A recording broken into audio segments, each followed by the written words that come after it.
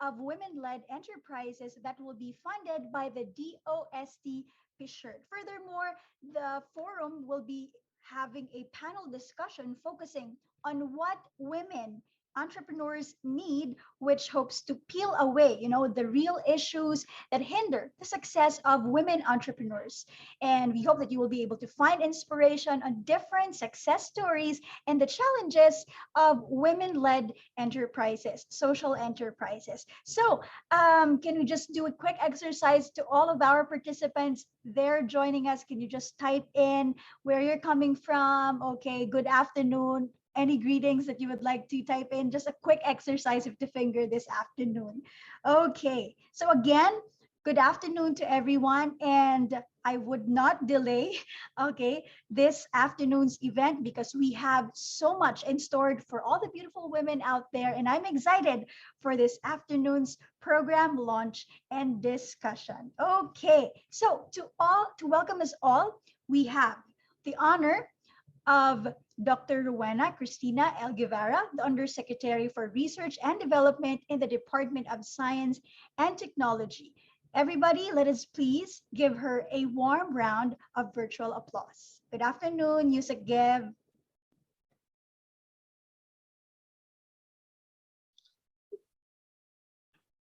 DOST Philippine Council for Industry, Energy and Emerging Technology Research and Development Executive Director, Dr. Eric Paringit, DOST PSHIRT Deputy Executive Director, Engineer Nina Liza Escorial, DOST PSHIRT Research Information and Technology Transfer Division Chief, Ms. Russell Pili, Vilgrow Philippines CEO and Co-Founder, Ms. Priya Tachadi, Ashoka Philippines Country Director, Ms. Abigail Mapua, Binibining Pilipinas International 2021, Ms. Hannah Arnold. Our distinguished panel members for our program today, Ms. Ging Pajaro, Ms. Maui Arroyo, Ms. Cherry Atilano, Ms. Jinky Bornales, and our moderator, Ms. Diane Eustaquio. Officials and representatives of academic and government institutions, women-led social enterprises, colleagues, entrepreneurs, and guests, magandang agham po sa ating lahat. We at the Department of Science and Technology welcome you all to the launch of the Women Helping Women Innovating Social Enterprise, or WHWIs program, as we celebrate the Philippine Startup Week 2021. The WHWIs program is DOST's first and recently approved program that is dedicated to empower women entrepreneurs. True to its name, Women Helping Women, our program brings together a strong group of women incubator managers and partners to provide a suite of services that includes access to technologies, training, skills development, mentorship, and business incubation through the DOST's Technology Business Incubators, or TBIs. Our TBIs play a significant role in the WHWIs program as they will implement a customized incubation program for women-led enterprises to be led by IDEA TBI of Mindanao State University Institute of Technology in collaboration with Upgrade TBI of UP Mindanao and Miriam College TBI.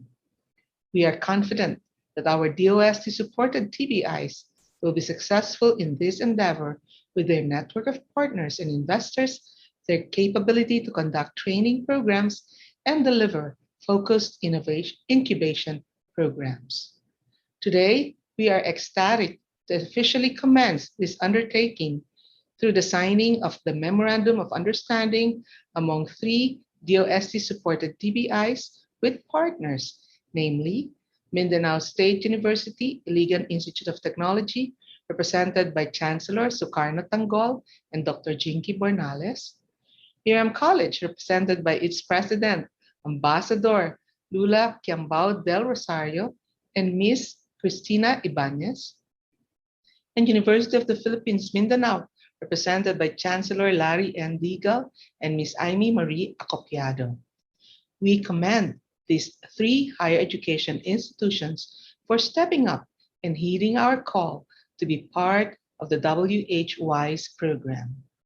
We also appreciate Vilgo Philippines, led by CEO and co-founder Priya Tachadi, for partnering with us in the development and implementation of activities under the WHWis program. With Vilgro Philippines, 20 years of proven success in inspiring and nurturing entrepreneurs who have been significant drivers of social change, we are optimistic that WHY's program will take Filipino women-led social enterprises to greater heights while creating positive change to communities and ultimately the country. We also thank the women entrepreneurs and leaders present here today to later share their experience and expertise in entrepreneurship. Ms. Yolanda Pajaro from Via Veneto, Ms. Cherry Atilano from Agrea, Ms. Maui Arroyo from Ignite Impact Fund, Dr. Jinky Bernales from MSU IIT. The OST believes in providing gender-sensitive programs to strengthen and assist women-led businesses. Data from the International Finance Corporation showed that sales of women-owned businesses in the Philippines shrank by 27% in 2020 because of the pandemic-induced economic recession. This is alarming because the same report highlighted that in 2019, women were actually outselling men in terms of gross merchandise value. Some of the reasons uncovered as to why this happened are the lack of necessary skills required for digital selling and the lack of access to credit or financial assistance. With the WHWIS program, these issues can be addressed with its capability building activities specifically designed for women-led social enterprises and the funding support that DOST will provide. We hope that our women-led social enterprises can also empower other women and embody the essence of innovation and change for the greater good. Maraming salamat at muli, magandang agham sa ating lahat. Maraming salamat po, Yusek Guevara, for warmly welcoming us all to today's program. And yes, again, we commend our women entrepreneurs. Can we again give them a virtual applause? Indeed, just like what Yusek Guevara said, you can bring positive change because with R&D, we can always make change happen and the women are behind that change. Okay, so without any further ado, again, we are going to hear an inspirational message from none other than Ms. Hannah Arnold, Binibining Pilipinas International 2021, as she will share with us about women, science, and helping communities. Let us all give her a warm round of applause. Good afternoon.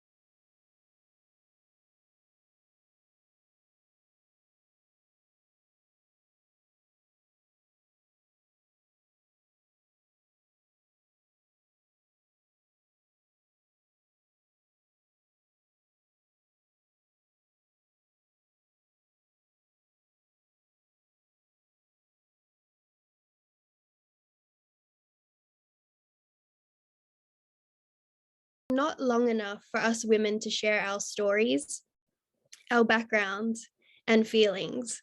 I have always questioned the questions and wondered why we need to prove that we are stronger or just as capable as a man.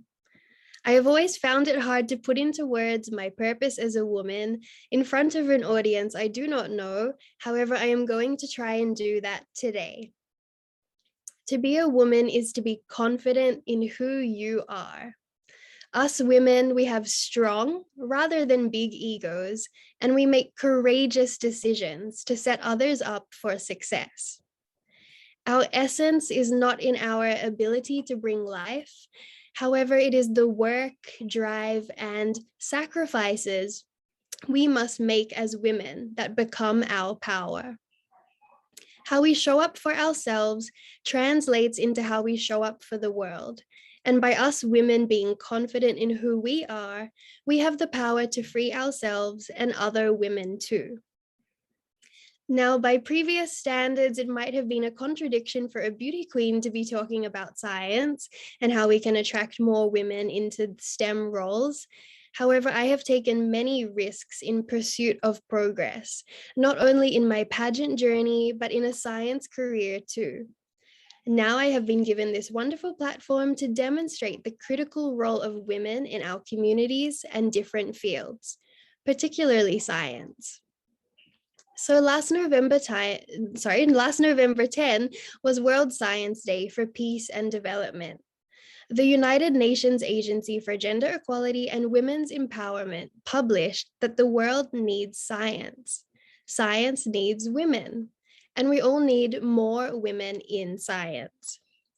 However, long-standing biases and gender stereotypes are steering girls and women away from a life in science. Women play a vital role in achieving developments, and our participation should be encouraged and strengthened. As a Filipino-Australian woman in STEM, I have faced many setbacks, gender and race biases, and an imbalance of equality.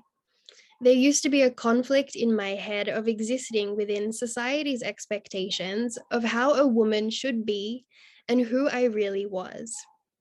It was in those moments of doubt that I reflected on my core principles to stay true to who I was and be proud of her, to remember my journey that far, and most importantly, to remember the future generations I was and am doing it all for.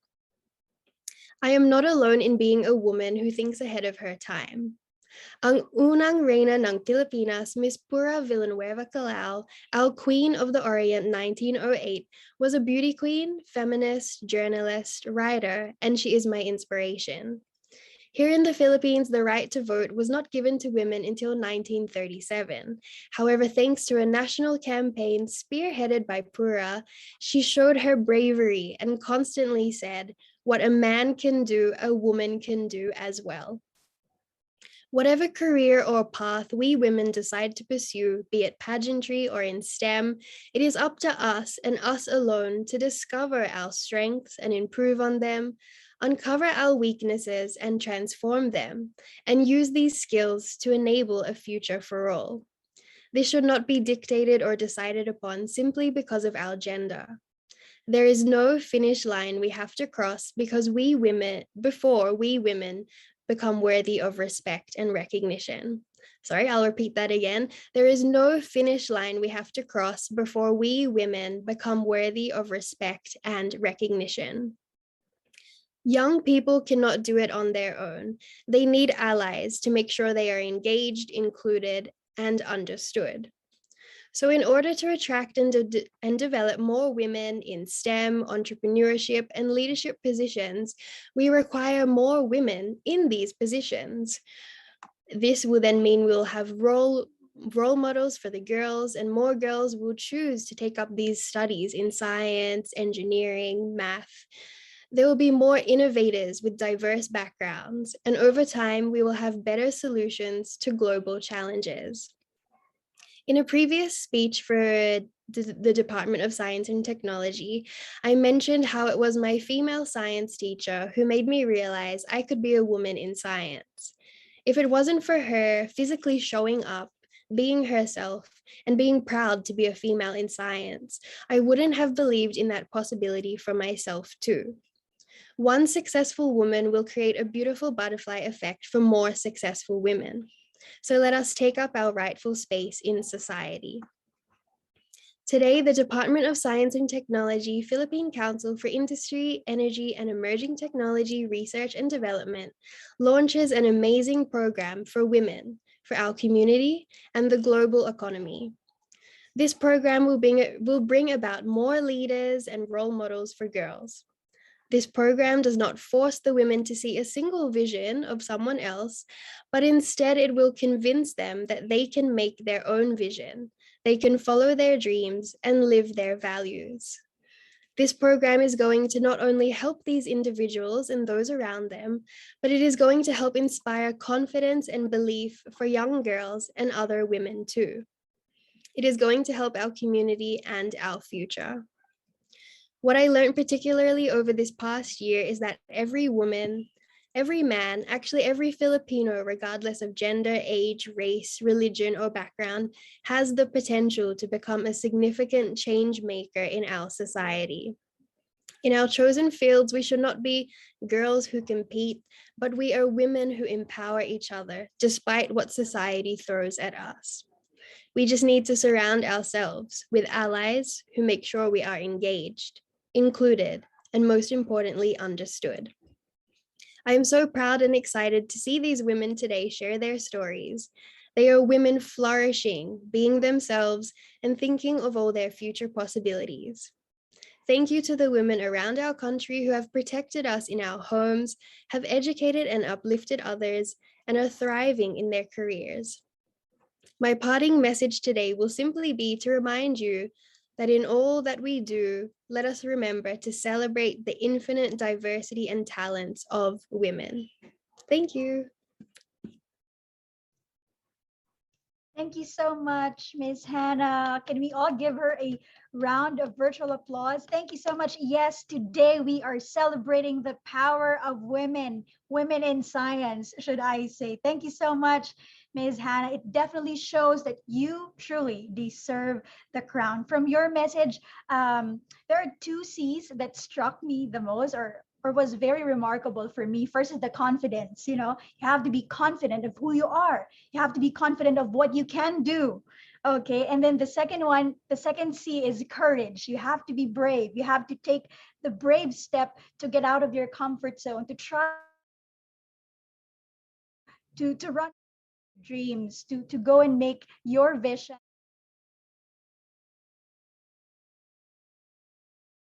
Other people can do, we can also do, and we can always become a significant change, regardless of our gender, of our age, or of our status. So confidence and courage. Thank you so much, Ms. Hannah. Thank you so much. Okay, that is just the beginning of our program, and I hope that everybody is still up for today's event. It was very inspiring, it was very encouraging, and I know that all the women out there joining us were boosted with confidence and with courage to start something. You may be waiting for a signal. When should we start? How can I start? Well, perhaps this is the signal for you to go and start something. Okay. So this time, let us keep the ball rolling. Let us hear this time from the Chief Science Research Specialist of WST Pictured to present to us this WHWis program. Let's all welcome Ms. Russell M. Pili. Thank you, Diane. Good afternoon, everyone. So the Department of Science and Technology has always been active in providing assistance to SMEs. And yes, Ms. Hannah Arnold, we are here to assist our women. We are here to engage. The DOST Pictured was actually one of the first to offer grants to startups in the Philippines in a bid to elevate the quality of products and services of our startups through technology. We have featured our programs for the startup community. This afternoon, we would like to share with you our newest baby, the DOST Pictured Women Helping Women Innovating Social Enterprises program. Next slide, please. When it comes to gender equality and support for women, the Philippines ranks high in terms of gender parity. We're 16th in the world and #1 in Southeast Asia. Well, this is good. This is a good indication that our women are being given equal opportunities for education, for careers, for governance. This is evident in the number of women leaders that we have, both in corporate and in government. Next slide, please. And if we zero in on the help given to women entrepreneurs, there's actually a lot, since we have local and international organizations that advocate and empower women, whether it is for gender equality in the workplace, whether it's training, education, livelihood assistance, and even venture financing. Next slide, please. We should have a better picture in terms of participation of women in the Philippines. We're actually good in politics and in leadership positions. But if I go farther and farther into other fields, especially outside the cities, what we found is that the situation is very different. When we look at statistics, well, roughly 24% are classified as women-owned SMEs. In the startup community, only 22% are women founders. The numbers present a different reality. Now, why is this so? Well, because women entrepreneurs still face gender bias even up to today. It ranges from, well, stereotyped livelihood opportunities for women, concerns on family obligations over competency, a bro culture that apparently is subconsciously present among male VC circles, and then when there's the lack of women role models and mentors, among others. Next slide, please. We also looked at the tools and resources available for women entrepreneurs, and we saw that what we have is we have a lot of platforms for notice that there are a lot of organizations that tackle women's education in training, equality in the workplace, equal opportunities, and other advocacies. Well, however, there are less programs that offer tailor-fitted tools, offer funding and mentoring services that actually help enterprises survive. Examples of this include incubation, early stage grants, and provision of technology. And this is where we believe that the DOST can play a major role. Now, just to highlight the importance of technology, technology now plays a vital tool for survival. And we all agree on that. I also agree with what Opportunity International advocated, that we have to increase access to technology so that even the most rural women can be part of the global economy. Next slide, please. And according to a published report by Ashoka, that at least in the ASEAN, women tend to work more towards building inclusive communities. As government, this is aligned to what we want, to help more communities in our programs. Next slide, please. So that we are offering now is a program that helps women social entrepreneurs.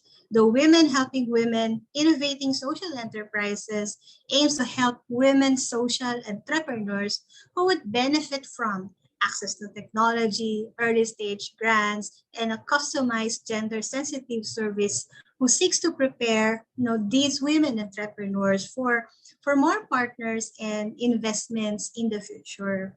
Next slide, please. We're bringing in a lot of partners, both government and private, where the program assumes a dual role in providing early stage funds through the Council Startup Grant Fund, provide mentoring and advice through our partners, connect with women scientists and researchers for the tech part, and provide customized guidance for the women's businesses through a special incubation program for women entrepreneurs.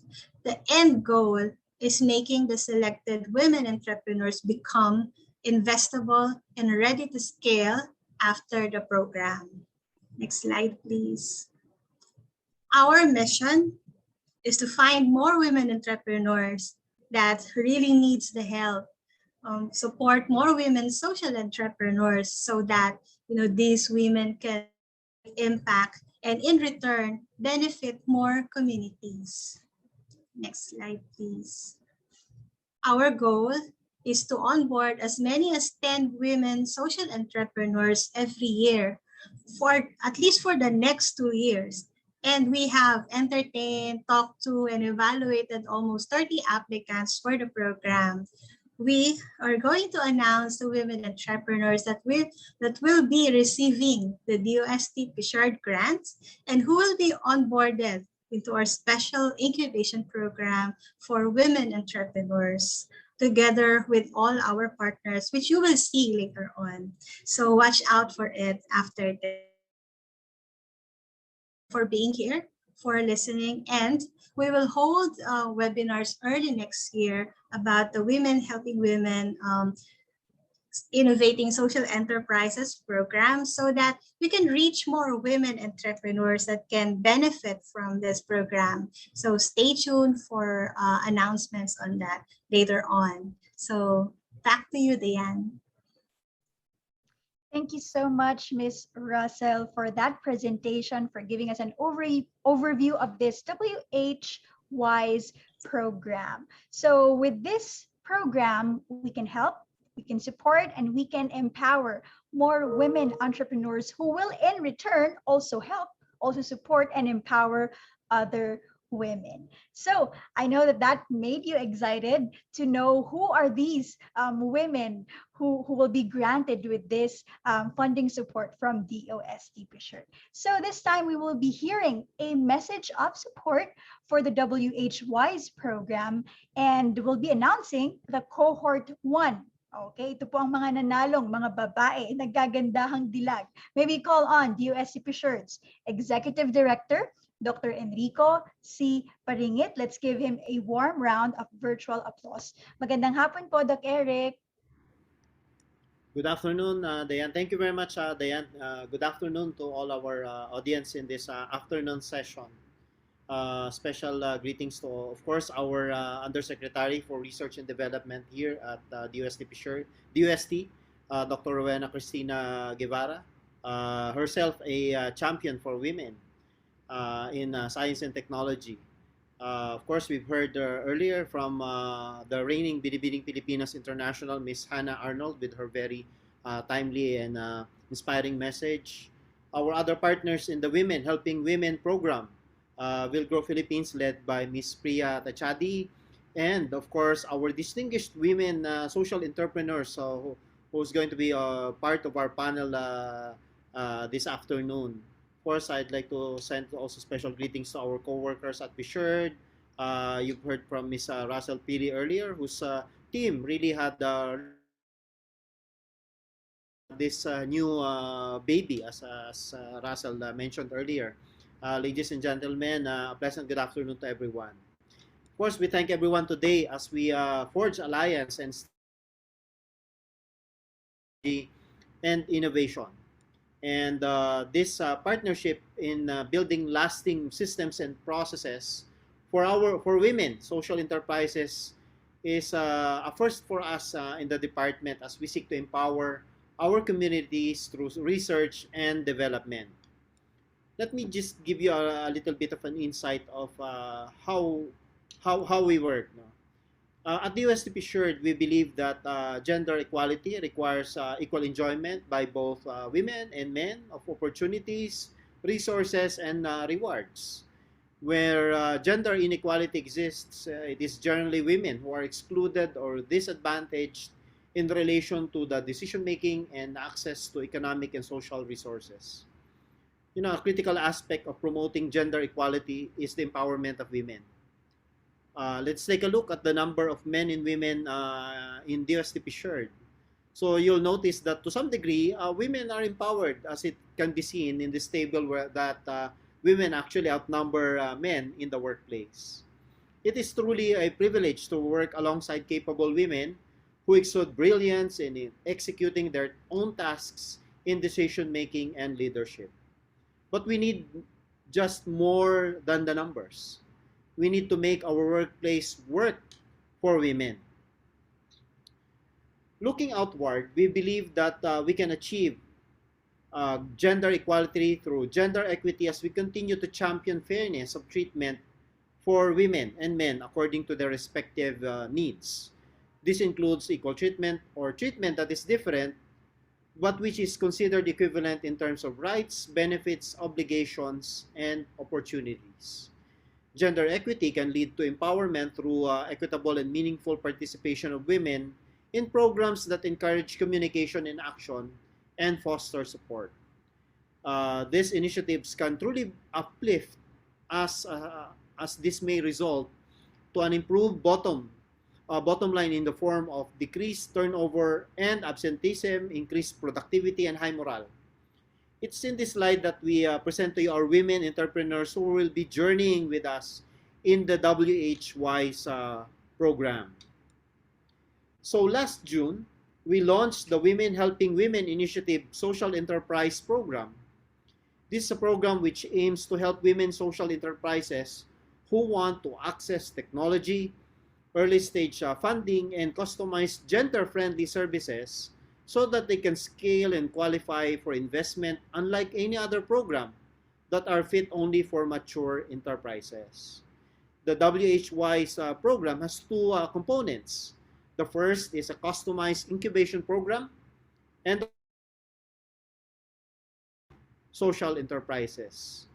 The mission of the program is to assist at least 10 women-led enterprises yearly, those who are in need of assistance in acquiring technology, research and development, technical assistance, and even mentoring for them to create impacts and benefits to more communities. Now, it's with distinct privilege and honor to introduce to you our first cohort with a total of 9 women-led social enterprises that will receive funding assistance early next year. You know, there were 30 applicants, and these 9 enterprises will be onboarded to the customized incubation program to be led by our incubation team composed of the Mindanao State University Iligan Institute of Technology or MSU-IIT, Miriam College, and the UP Mindanao Technology Business Incubators. First up, we have Miss Maria Welvina Anyora, who is the co-founder and the head of the strategy and business development of Ato Ani. She's a chemical engineer with a master's degree in business administration, but she came from a family of farmers in Bohol and a strong advocate of sustainable agriculture. Her enterprise, Ato Ani, is a startup social enterprise that advocates the use of natural and sustainable farming practices with the aid of helping farmers in their regions. We will be helping them in the prototype improvement and market validation of the Ato Ani iCrop. iCrop is a tool that provides data-driven recommendations to farmers on the type and the amount of crop that they should be planting based on the demand from the orders of B2B customers. Second, we have Ms. Karen Jane Salutan, who is the CEO, founder, and marketing director of the PERFS Multimedia Distribution Services. We will be helping her startup in the development of the Scienace online streaming website and mobile platform. This mobile platform is going to cater to the current market situation for showing socially relevant independent films and will allow them to reach their target market locally and internationally. Deborah Gay Estacio, who is currently the founding president of the Actions Hub Philippines Incorporated, or AHP. She is an author of the 6th edition compliance policies, international standards, and general guidelines implemented in the United Arab Emirates, executed by the Higher Education Corporation for specialized economic zones on full-scale facilities and operations management, management training, and certification, including compliance audit management. WSTP Assured will help AHP Incorporated to improve the pre-processing procedure of raw materials of their 3 partner communities in Bulacan, which are actually composed of farmers and fisher folks. The partner communities currently supply fish flakes, dried leafy vegetables, and pureed fruits and vegetables, which are the raw materials for the lunchbox superfoods. Next recipient of our WHW program is Miss Wilma Alvester, who is the owner of the FLQ Foods and Pansiteria. She is also a former chairperson of the Tabuk Women's Indigenous Organization, or TWIO, and a chairman of the Mangawa Farmers Environmental Development Association, or MFIDA. Using flour bought in Tabuk City, FLQ Foods and Pansiteria produces Mickey for their pansiteria. We will be helping Miss Alvester with our product Pansit Mickey from and she will be assisting the Mangawa Farmers Environmental Development Association in their region in the production of the Mickey noodles. The next recipient or cohort in this cohort is Miss Leah D. Rasay, who is the founder and CEO of WHWis, a social enterprise with the goal to empower Filipino artists to increase their income, establish their profession, and ease their creative process with their clients through social learning and job management. She has worked in the creative industries in government for 12 years, doing graphics, web design, creative direction, events, and production. We will support WHWis Co. in enhancing the learning to earning platform for Filipino artists and creative workers where they can showcase their portfolio, take classes, teach, get hired, and participate in creative communities. Our next project leader is Ms. Rose Gervasa Villamor, the co-founder and vice president for community building and well-being at the Virtualahan. Virtualahan is an impact-driven company that provides digital skills, training, employment and entrepreneurship support, life coaching, and community building for persons with disabilities. The USTP Shirt will be providing support to Virtualahan in enhancing the first Filipino-made virtual pre-employment school for all types of persons with disabilities that is compliant with the web content accessibility guidelines. Next up, we have Miss November Cañeso Yeo from the Negros Occidental, who heads Plantsville Health. Plantsville Health champions for the conservation of the Philippine cinnamon for livelihood and climate change mitigation. Ms. Yeo partners with the farmers in planting, growing, and harvesting crops. The USTP Shirt will be providing support relative to Plantsville cinnamon seeding, essential oil, aromatic water or hydrosol, natural sanitizer, bark chip, and cinnamon cocoa sugar production. Next up, we have Ms. Joy Pulchra O. Sarabia, who manages their family's farm with cacaos, mango trees, 2,000 Gemelina trees, and other root crops. The USTP Shirt will be helping the Ofamen Cocoa Farm in converting waste agricultural biomass byproducts from rice hulls and cacao pod husks to commercial briquettes with the technical assistance from DOST Forest Product Research and Development Institute, or FPRDI. Lastly, Ms. Stephanie Naval is a mental health and human rights advocate and one of the finalists of the UN Global Impact Challenge back in 2019, wherein she pitched the idea of Empath. Empath is a certified psychologist. She founded Empath as a means to provide mental health care access for Filipinos. As a social enterprise, Empath envisions greater mental health care access for Filipinos by providing access to online counseling and workshops or seminars on mental health care. We will be helping Ms. Naval in the development of Empath as a mental health booking platform for one-on-one counseling sessions that connects prospective clients with their partner mental health care provider. DOSTP Shared, together with the other partner institutions, will provide customized programs and services for these women-led enterprises. The customized incubation program I mentioned earlier is designed to provide the necessary training for the enterprises to expand their scope of social influence, enhance their leadership and managerial skills, among others. This will be spearheaded by MSU IIT, IDEA TBI as the lead TBI together with Miriam College TBI and the UP Mindanao Upgrade TBI.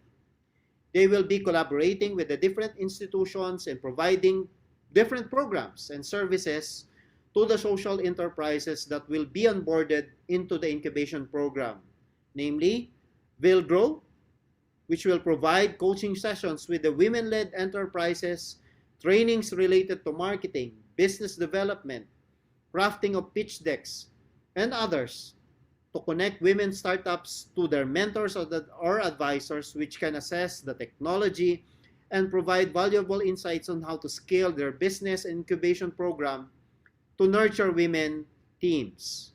Part of the partnership is that the women-led social enterprises can be onboarded into their WHWis program. WHWis is a program for ambitious women to scale their business and be ready to raise social capital. We'll get to hear more about Will Grow a little later. Another partner is WHWI, or the Women and Gender Institute of Miriam College, which will be providing lectures on gender responsiveness and conduct community matching and immersion.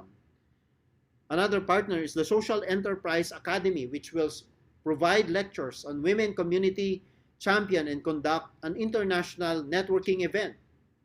Another partner is the E3, which is Entrepreneurs Empowering Entrepreneurs, which will impart opportunities for enterprises to be showcased in the ASEAN market. The Department of Extension and Sociology Department of MSU IIT Iligan, on the other hand, will implement the We Care program, Helping Hands. This is a workshop that is part of the implementation of the innovation through leveraging industry, governance, academic network, and inclusive economy engagement, or the Iliganize program funded by the DOST Regional Office 10. Lastly, Bayan Academy will be providing trainings on social enterprise management. We congratulate our women enterprises who will be trailblazing in the startup community in incorporating technology, gender, and social enterprise in coming up with innovations in their respective communities.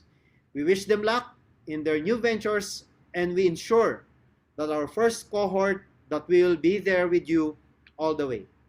The Council is likewise calling our women social enterprise entrepreneurs to collaborate with us and follow the footsteps of our WHWis program first batch, our pioneers, in making innovations work for the people.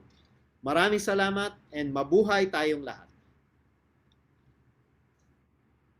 Maraming salamat po, Doc Eric. Again, a round of virtual applause to all of our, the first cohort, okay?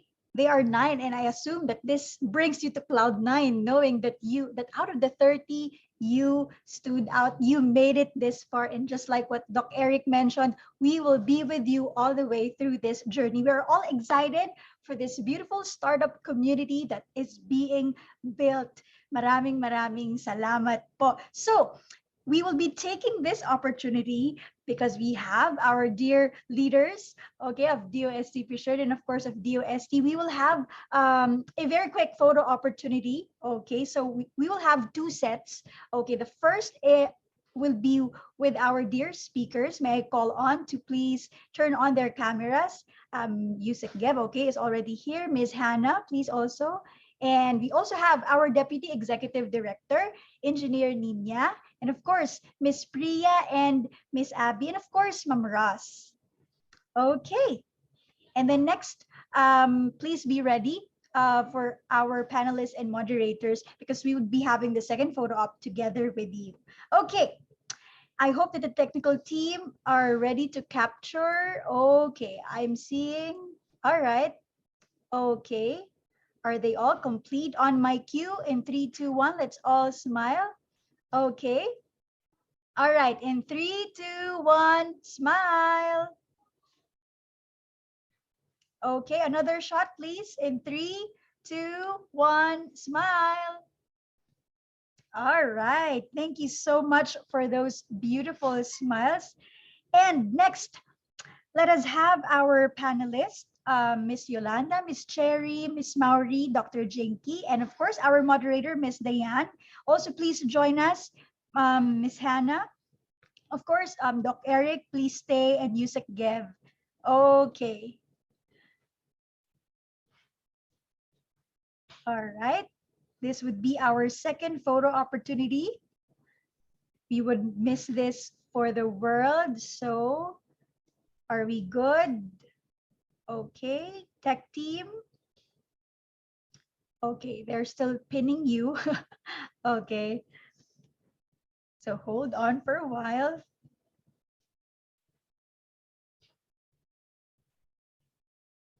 Okay, are we good? Are we good? I haven't seen the frame, the gallery view of here in the feed.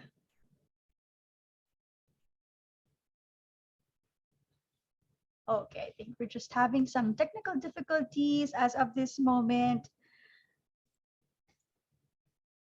But then again, we are excited for the journey that will be embarked by this 9 beautiful women entrepreneurs. Okay, I think all is set. Okay, on my cue again, let's all smile in 3, 2, 1, smile. Okay, another shot, please. In 3, 2, 1, smile. Okay, there you go. There you go. Thank you so much. Maraming salamat po. And again, congratulations. Napa-advance na po ang ating photo opportunity. Okay. So thank you. Thank you so much. Again, DOST Assured will always be here for you to make your dreams, to make your visions come to reality. So as what Doc Eric mentioned kanina, your grants will be released early next year. So advance Merry Christmas po yan from DOST Assured. Okay, so we now move on to the signing, to the MOU signing. We have to forge again this alliance, make sure that we are inking the understanding between our parties. So let us have first the MOU signing for the WHWis program partnership between DOST Assured and Vilgro Philippines. So this time I call on Ms. Priya Tachadi of Vilgro Philippines, and of course our dear Executive Director, Doc Eric, to please do the signing of our MOU as a proof of our good understanding and of our partnership for this collaboration. Okay, that we will be helping one another. Okay, just like what I always say, innovation with collaboration is always the best. Okay. There you go. They are now signing the MOU and we call it a deal. Okay, to journey together. All right. Okay, so can we capture this? Tech team, please again help me on this. On my cue, please put the MOU or the paper right in front of you. Can we see it? All right, good, good. All right. All right, in 3, 2, 1, smile. Okay, again, a virtual applause for the signing of our MOU between Assured and Vilgro Philippines. Okay, and of course, may we invite Yusek Guevara. Ma'am Gev, please join Doc Eric and Miss Priya for one last photo op. Okay. These are remembrance. Okay. Proof of our partnerships. Okay. Sorry about that. Thank you so much, tech team. Thank you for bearing with us. Okay. All right. There you go. All right. In 3, 2, 1, smile. Okay. Thank you so much. Maraming salamat po. So as you know, that the objective of this partnership between Pisherd and Vilgro Philippines is to align, the programs, the services in assisting women-led social enterprises within the framework of the Women Helping Women Innovating Social Enterprise, or what we call the WHWIs program, in producing more viable and investable social enterprises that benefits the community. So congratulations and thank you so much. Next, we also have another signing of the Memorandum of Understanding, this time between Vilgro Philippines and the WHWIS incubation program leads, namely the Mindanao State University of Iligan Institute of Technology, the Miriam College, and the University of the Philippines, Mindanao, as well as the Bayan Academy and the Social Enterprise Academy. May I W Incubation Program leads from MSU IIT, Chancellor Sukarno D. Tanggol, and Dr. Jinky Bernales. Please join us. Okay. From Miriam College, we have President Laura Quiambao del Rosario and Miss Maria Cristina Ibanez. From UP Mindanao, we have Chancellor Larry Digal and Miss Amy Marie Acopiado. From Vilgro Philippines, we have again Ms. Priya Tadachi, CEO. And from Bayan Academy, we have Mr. Carlo Sagun. And last but definitely not the least, we have from the Social Enterprise Academy, the head of sustainable business, we have Mr. David Bryan. Okay, you may now do the signing of the MOU. Okay, so the objective of this partnership this time is to carry out a customized incubation program for the WHWIS grantees under the WHWIS I Blend Nice for Women program. So this covers collaboration in planning, implementation, monitoring, and evaluation of the program. There's also the crafting of framework and the work plan for the grantees and partner indigenous communities and establishment of international links. So this is a very nice blend, okay, blend of efforts, blend of collaboration. I blend nice for women, and definitely this would make something great and something nice after the signing of the MOU. Okay, are you done signing? So again, may we invite our DOST officials to please join. We have Doc Eric pinned and also Yusik Gev for our last photo opportunity. Huwag po kayong mag-alala, last na po ito. Okay, I think they're all ready. Please be proud and show agreed for this very nice blend of collaboration. Okay, I think we are good. We are good. All right, on my cue, papers up in 3, 2, 1, smile. Okay, one last shot in 3, 2, 1, smile. There you go. There you have it. The Memorandum of Understanding has now been signed. Hello to a very, very wonderful and nice collaboration with everybody. Maraming salamat po. Again, a virtual applause to everybody. All right. Thank you. Thank you so much. We are just on the first part of our program, and yet so many beautiful things are happening and more to come, because this time we would be hearing from the first keynote speaker who will talk about women entrepreneurship, the challenges and support needed by women. Please welcome Ms. Priya Tadachi, CEO and co-founder of Vilgro Philippines. Priya is an entrepreneur, investor, and gender advocate based in Manila, Philippines. She is the co-founder and CEO of Vilgro Philippines, an early stage impact incubator that funds, mentors, and nurtures social entrepreneurs. She also co-founded Unlock Impact, a social impact advisory firm focused on scaling inclusive solutions in gender and climate across South and Southeast Asia. In 2020, she was recognized as a youth gender champion by the UN Women WEP's Awards for Asia Pacific. Ladies and gentlemen, I have the honor and the privilege to introduce to you and to welcome Miss Priya Tadachi. A round of virtual applause, please. Good afternoon, Miss Priya. Thanks so much, Diane. Thank you. And that's like my first virtual MOU signing. That was a lot of fun. Great to be here again. Thank you to DOST Pichard for inviting me, and what a momentous day for all of us. I'm a huge believer in radical collaboration. You'll hear me say that even throughout this presentation. And I think today is such an amazing moment that we're witnessing, which is really a radical collaboration. So many of us coming together with a singular mission to support women entrepreneurs. So thank you so much for having me. So I'll jump straight into it if I can, so you can share my slides. Diane, I changed my title slightly only because this is a message that I wanted to share. Women in entrepreneurship, you heard earlier from Ms. Russell's presentation and Dr. Enrico's, the challenges that women entrepreneurs are facing.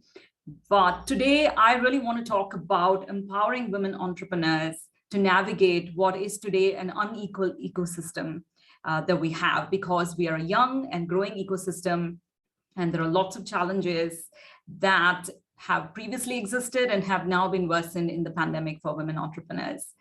So just a quick intro about WillGrow, why we are really in the midst of all of this, is that we are one of the oldest and largest social enterprise or impact enterprise incubators globally. Started out in India, but also present in East Africa.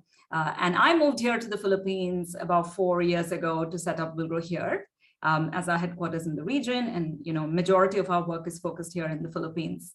But in these last 20 years, we've learned a lot. And we were very fortunate to be part of building the startup ecosystem and the social enterprise ecosystem in India. And those are the learnings, that we hope to bring here to the Philippines. And so that we can leapfrog faster, we don't need to wait 20 years to get to a mature ecosystem. We worked with thousands of social entrepreneurs, but we've directly funded about 350 now, actually. And we do ticket sizes anywhere from $20,000 to $100,000, very much at that early stage where the model is not yet clear. We don't know if the companies will succeed. And I have to say about 60% of our companies have succeeded, 40% have failed. I think it's important to mention that because that is the nature of supporting entrepreneurs at the early stages. You don't know for sure if these models will succeed, but it is our belief that entrepreneurship plays a crucial role in really solving the most pressing social and environmental challenges today. And that's why we back early stage entrepreneurs. We are proud to say there are two metrics that we track. One is that our company is growing. And we're proud to say that many of our companies are still growing. And they've gone on to raise close to $1 billion today in follow-on funding. This is from impact investors, from banking institutions, from private equity, but also strategic acquisitions and larger corporates who've bought many of the impact startups to scale solutions, affordable solutions. More importantly for us, our entrepreneurs are touching millions of lives across Asia, in India and here in the Philippines, as well as East Africa. That's, that is something that we measure and actively track. So here in the Philippines, we made a decision, next slide, please, to really focus on becoming a gender smart incubator. And what does that mean? Why did we decide to do that? Simply put, that majority of entrepreneurs in the Philippines, majority of businesses are women-led. Right? Globally, 1 in 3 MSMEs are women-led. Here in the Philippines, 1 in 4 MSMEs are women-led. Next slide, please.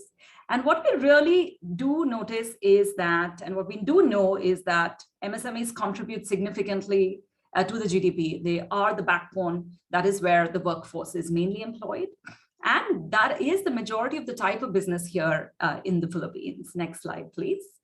But what is interesting is that women entrepreneurs, whether recognized formally or not, actually make up majority of the top sectors here in the Philippines. So we might think that, okay, retail and arts and culture kind of maybe something that we would assume, but also in materials manufacturing, food processing, agriculture, which is fast changing. I'm sure you'll hear from Cherry later on how that's happening. That this is really important to note. So if we as ecosystem players want to impact the economy, want to create more equal opportunity, want to eradicate poverty, then we have to support women entrepreneurs because they are the backbone and unseen heroes of the economy. Next slide. So why should we support women social entrepreneurs? And for me, there are three very, very important reasons. Number one, and coming off this very painful week of COP26, there are extremely urgent issues that we have to solve. And we need more entrepreneurs solving those issues. And those challenges are disproportionately impacting women, right? So that for me is the very, very first reason why we need to back social entrepreneurs, and especially women social entrepreneurs. The second piece is the piece that I'm really focusing on and dedicating all of my time on, which is really the simple fact that solutions that are led and driven by women today are highly, highly underinvested, and I'll talk about it in a second. And the third piece that we may not acknowledge and see often is that actually in many cases, incubation and accelerator programs are or may be exacerbating the gender gaps. Why am I saying that? The data shows that majority of startups today, if you look at who's growing, who is receiving capital, are not women-led, right? Next slide, please. So why are we, why am I saying that? And this is the reality. The data shows us this. If you look around in this region, globally, it's only 2% of women founders actually receive venture capital financing. We have trillions of dollars of a financing gap globally. If you look closer to our region, broadly in Southeast Asia, that number is slightly better. It's about at 9%, right, of venture capital or private equity goes to women-led businesses.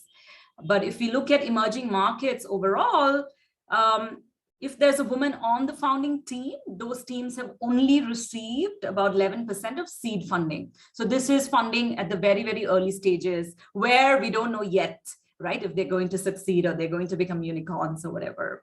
And only 5% actually teams with women founders receive later stage venture capital.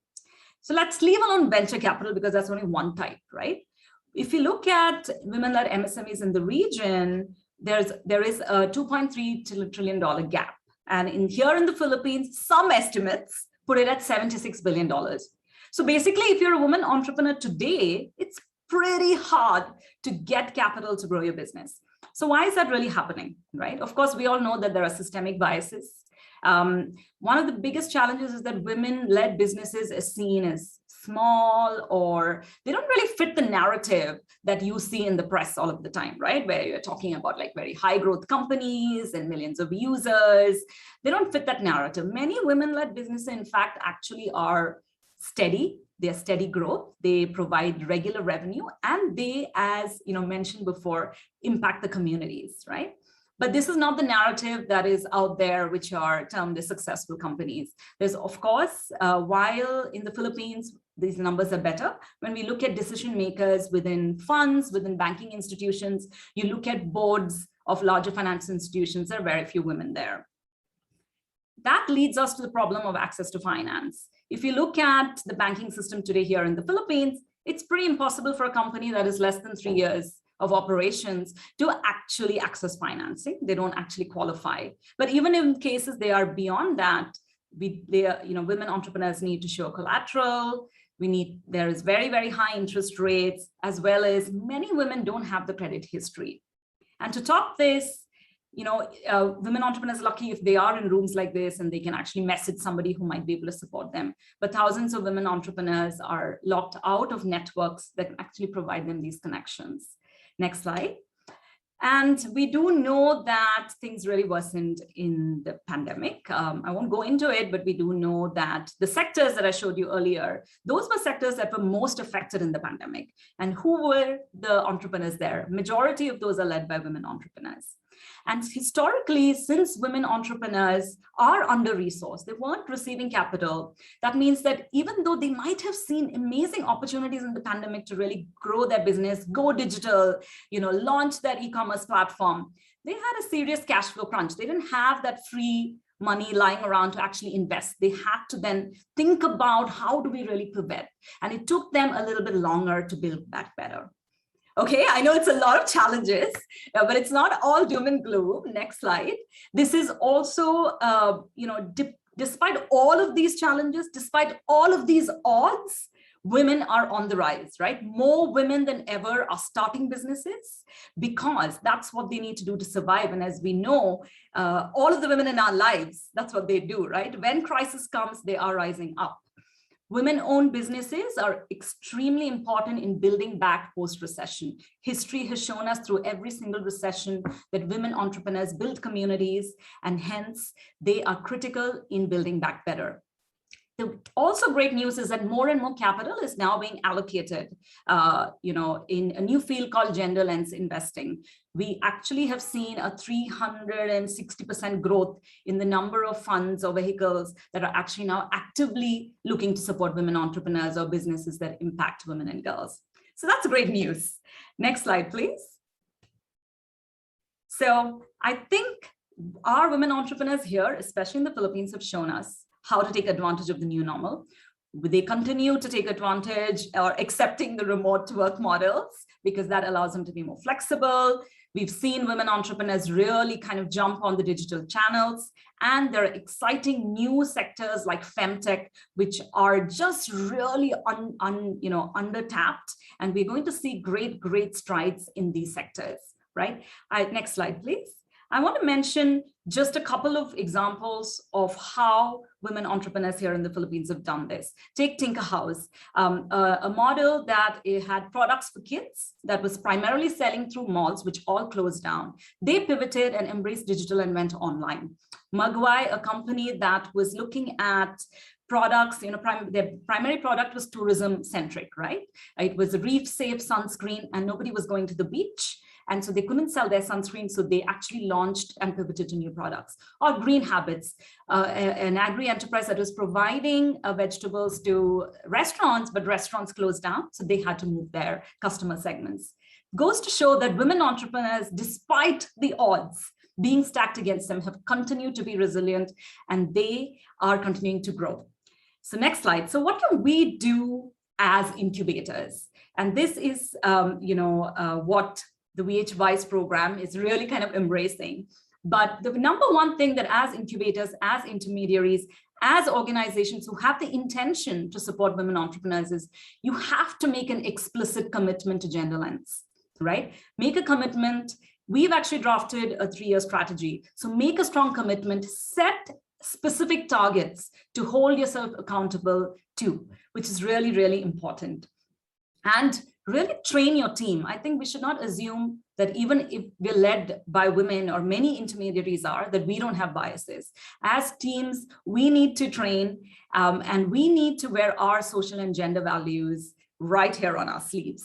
Then that starts with identifying and selecting participants. We can't use the same old channels, the same old sources. We have to strategically reach out. I think Russ mentioned this earlier. It's not only about, who has the information, right? How do we make sure we have entrepreneurs from around the country, from smaller towns and cities also participate in our programs, which means that we might need to loosen some of our selection criteria, right? We might need to embrace other ways of judging other than just purely a pitch. We need to have a more holistic approach in how we're identifying, selecting participants. And the two key things is really what WHWis and what both Dr. Ravina and Dr. Enrico mentioned earlier is really customized support. But I would say there are two things. It's not only for the business, but also personally for the women entrepreneurs. Tailored support is really the way to go. You have to tailor your support based on the cohort. We have to do away with generic programming because that is not what is going to move the needle on these companies. And lastly, the links to capital. Even if as an incubator, you are not funding, you need to be able to connect the links. And that's what we are doing as a Gender Smart Incubator. We've developed a 3-year strategy and we've applying gender lens, not only in our programs, but also in our governance, in our operations, in the team structures. And we've launched our own initiatives like the WHWis community, which I'll just talk about. And at the core, we are radically collaborating. We are training other incubators on gender smart incubation. We are partnering with programs like WHWis, and we're also educating the market side or the capital side through our impact investment platform, Impact Pioneers, because it's not the women entrepreneurs who have to change, it is the market that needs to tailor to their needs. So I'll just take a last minute to share what, specifically the community that was mentioned. Next slide, please. So the way that we really approach this is by launching a platform called WHWis, where we've been running an accelerator, which is really looking at helping companies scale up, and WHWis participants will be able to graduate into that program. But we've recently launched a WHWis community, next slide, which is in partnership with UN Women. And it really is a space to bring together women entrepreneurs and connect them to all those who want to support them, whether they are investors, whether they are other entrepreneur support organizations, whether they are technical experts or accounting firms, legal firms. And we already have about, okay, I think the 0 has gone missing from my slide, but we have 50 women entrepreneurs and already about 20 investors and support organization. Next slide, please. So I just want to say that for women entrepreneurs out there, if you're here, I think one of the biggest challenges is that sometimes you don't have access to the information. Information asymmetry remains as the biggest challenge. And so this is our endeavor to bring that information to you. So access learning and resources. We have free curriculum on empowering yourselves around numbers, becoming confident with those numbers, becoming confident about the metrics that you're measuring, but importantly, connecting to peers who you can learn from, which I'm sure Abby will talk about in a little bit, and also access to capital, because you need to know what's out there to actually be able to approach them. So next slide, I just want to say there is a community out there for you. Find your tribe. That is the single most and the best thing that you can do for yourself as women, especially as women entrepreneurs. Together, we rise. And I welcome you to this community, and it is my absolute honor and pleasure to be part of this incredible collaboration. This is a radical collaboration because we will not accept the status quo. It takes a village. No one organization or one person is going to create gender equality. So let's join together, collaborate radically, and really make that impact happen and build the future, which is far more equal. Thank you, everyone. Back to you, Diane. Thank you so much, Ms. Priya, for that inspiring message. Thank you for sharing with us different challenges, many women social enterprises, entrepreneurs are experiencing, and the different solutions that we can have. That despite of many crises, odds, and challenges, we can see women rise and become resilient. And as you have mentioned, it takes a village so that we can build a better future. And thank you, because there is a community out there, and we are the startup community. We are the community. So thank you so much again, Ms. Priya, for that message.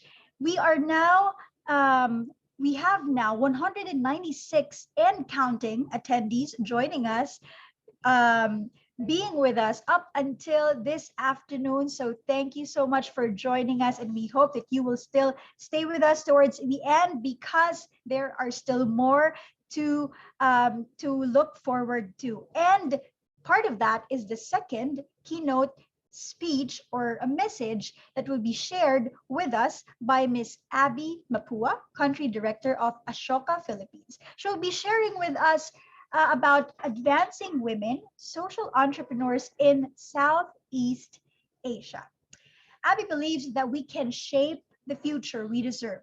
Her practice in the fields of social design, experience design, environmental science, and community-based resource management exposed her to the key importance of empathizing with the needs and values of people as powerful vehicles towards clear articulation of desired futures and the design of path towards it. Abby is now the country director of Ashoka Philippines, a global organization that develops and supports change makers. Let us all welcome with a virtual applause, Miss Abby Mapua. Good afternoon, Miss Abby. Hello, good afternoon, Dayan. Hello, everyone. A pleasant afternoon to everyone, and it's so wonderful to hear from Priya. Hi, Priya. So happy with the message that you gave and encouraging news also on how we could support women. Yeah, so thank you, DOST Pictured, for inviting me on behalf of Ashoka Southeast Asia. We're just so glad to be able to witness the birth and the launch of this much needed program. It's an honor to share before you the regional work of Ashoka, which is the Advancing Women Social Entrepreneurs in the ASEAN. We are now on our second year. Actually, we're capping off the year already. We are now in second year of the program. This was birthed in 2019, and it was scheduled to run in 2020, as an in-person program. But like most of you, we've experienced the same thing. The COVID-19 pandemic happened, and we have to be bold. We had to be bold and jump in and do everything completely virtual, and yet still trying to, as much as we can, to be inclusive of everyone's capacities, technology capacities. It was not an easy journey for sure, but it dawned on us quickly how much our women social entrepreneurs needed not just the capacity building, but a community of support in such difficult times. So looking back, we are very glad. We are really glad to have built this regional space and community, as Priya mentioned. What will really help us is to find our tribe, to find our family, and to find our community. And we're just so glad that we're able to connect Filipinas with other women in Southeast Asia, and to find a lot of commonalities, common ground, and also our differences and how we could learn from each other. Yeah, maybe next slide, please. So Ashoka has always seen women as leverage points in the system who can actually catalyze change and transformation. Supporting and empowering women directly for us translates to improving the well-being and potential of individuals, families, and communities they come across with. So really working alongside women is like really supporting a tide that will raise all boats. So this is how we see our work women, and this is with women, and this is how we see women as very strong leverage points in the system that we need to work with, that we need to nudge, and we need to support. So next slide, please. Okay.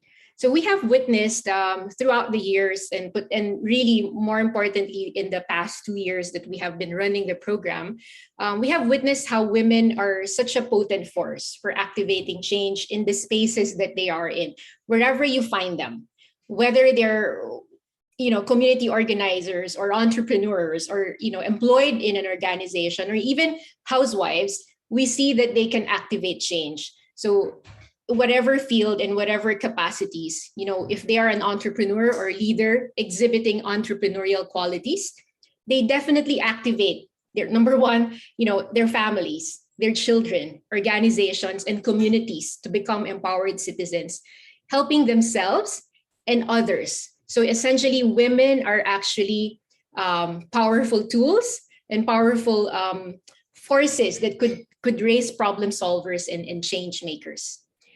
That being our strong belief, maybe next slide. Yeah, okay. So this is our how. So that being our strong belief on the reason why we need to really invest in women and support women, we saw that there's an opportunity to sharpen how we actually support women and really achieving gender transformation in the Philippines and the rest of the ASEAN, by making sure we deliver on the following components. So I would walk you through the components of the program. So the first one is that we really wanted to guide women social entrepreneurs through an understanding of what is systems change and how do we actually get there.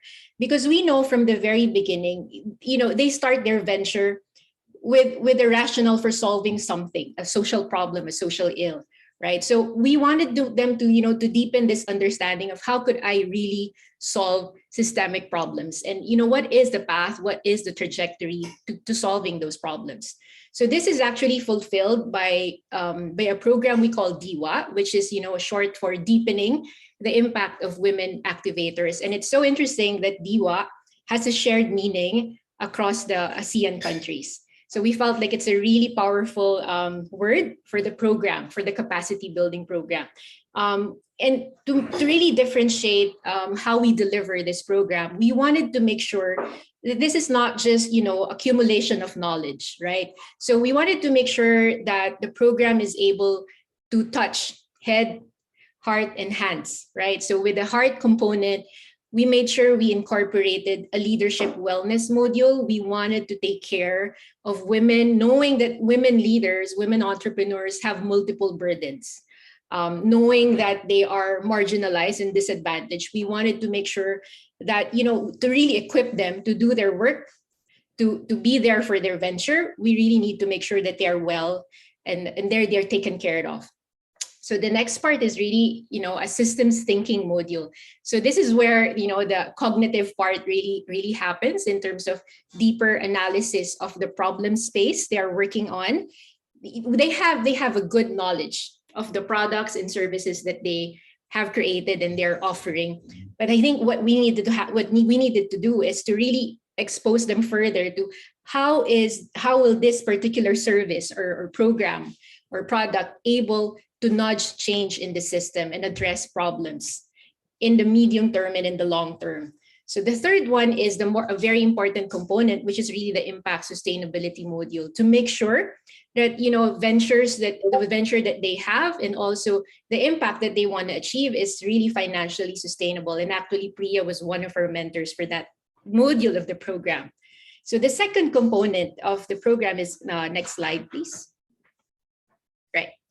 Cool. Okay, the second component is really to generate awareness and shifts in thinking on the role and impact of women in building a movement of change makers within their homes, families, workplace, businesses, and communities. Because we have observed that women naturally do this. Women naturally empower others. But what we saw was an opportunity is that if we really declare this one and we made them aware that this is their impact, they really bloom in it. They really bloom and they really become more empowered to build movements to, enlarge their sphere of influence.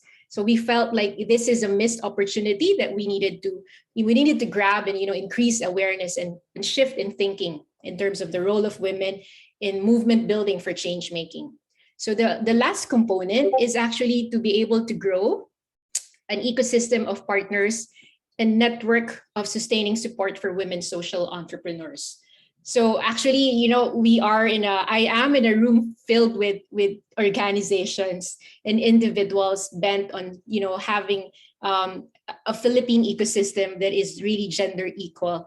And this is really a call for us to also, collaborate further and, and support each other in the different programs that we actually have.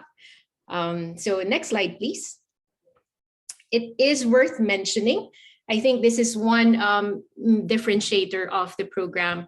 And it's worth mentioning that the one powerful framework that we follow in supporting women to sharpen their impact is our lens on what scale is actually.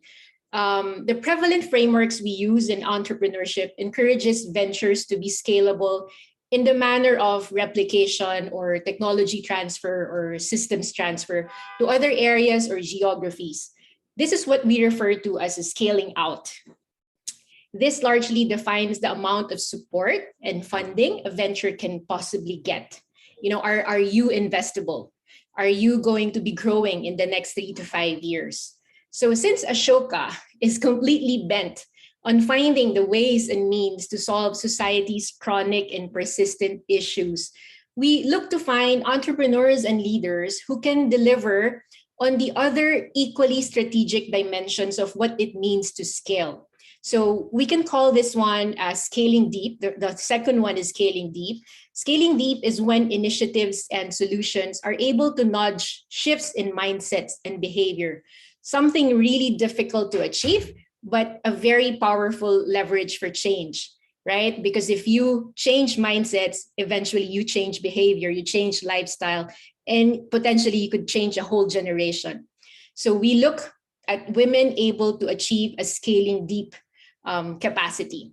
The third one is scaling up. Scaling up is when initiatives and solutions are able to influence policy and structural changes that will catalyze a transformation in the ecosystem. And I believe this is what we're trying to do. That's why I'm so honored to be sharing this with the rest of our speakers and also with DOST Pichard, because we know that this has potentially, we know that it's already working, that we're shifting the structures and the policies and the landscape for a more gender neutral entrepreneurship.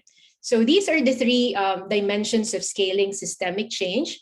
This is something we really want to pass on to our women social entrepreneurs, but we know we can't do it alone. So this work is kind of big. If you think about this whole concept of scaling deep and scaling up, this is a work that can't be done by just Ashoka and women social entrepreneurs. And we need the collaboration and the support and alignment in vision in terms of solving systemic problems of organizations and institutions such as DOST Pichard, also Vilgro, and the many other entrepreneurs in the audience, in the panel as well. So we are most grateful. Next slide. So we need partners and collaborators who will be aligned in adhering to this strategy in achieving sustainable impact, not just the profit bottom line. So we are most grateful to have found co-leaders in the region who are equally invested in scaling systemic change. And this is through the organizations S&P Global Foundation and also Deutsche Bank. So to also make the program more tangible, next slide, please. To make the program more tangible, I would like to share the activities we have done so far. So these are components of the Advancing Women Social Entrepreneurs in the ASEAN. So like mentioned earlier, we conducted a DIWA, capacity building program. And this had 40 women social entrepreneurs across 6 countries. So Philippines, in the first year, we were all Filipinos. In the first year of the program. But for the second year, we're happy to be able to share it with other women in the ASEAN. So after this one, we've held a series of roundtable discussions on varying topics, diverse topics that really addressed issues experienced by women social entrepreneurs and also leaders. The third component, which is actually happening next week, and I will be sharing in a few minutes in the chat, the link to this event, which is actually the virtual summit, the Rethink Virtual Summit.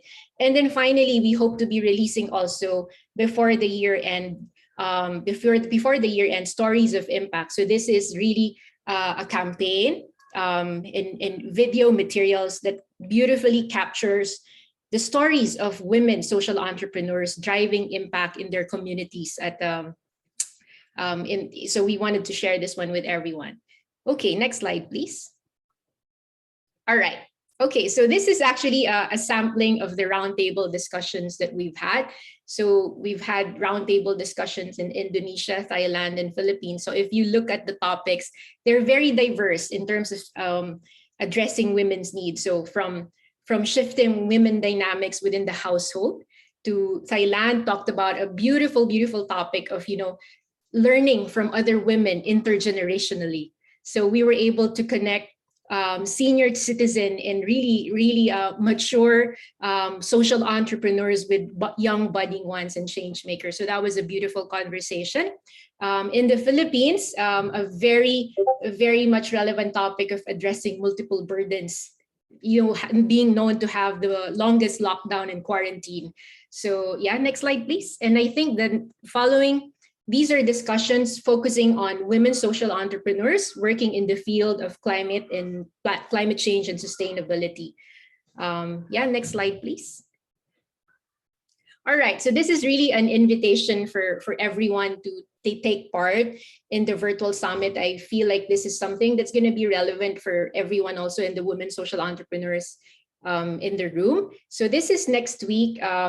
the theme of the summit is really to rethink if we want to achieve gender neutral, gender transformation in the field of entrepreneurship. There must be some room for rethinking the way we do things. So we know that society is very patriarchal.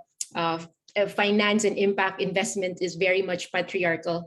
Capacity building is also designed to be very patriarchal. So we wanted to challenge each aspect in terms of supporting women, and how could we actually rethink and reimagine how we design the programs we have for women. So we will be talking about the invisible power of women and shifting the narrative of the female gender. The next one is women building the next generation of change makers, the power of women in movement building and passing on or transferring leadership. And then also something to look forward to is the breakout panels on rethinking collaborations, capacity building, well-being or care for women. And I think very interestingly, how do we look at women able to share their stories, right? So that's what to expect in that rethink.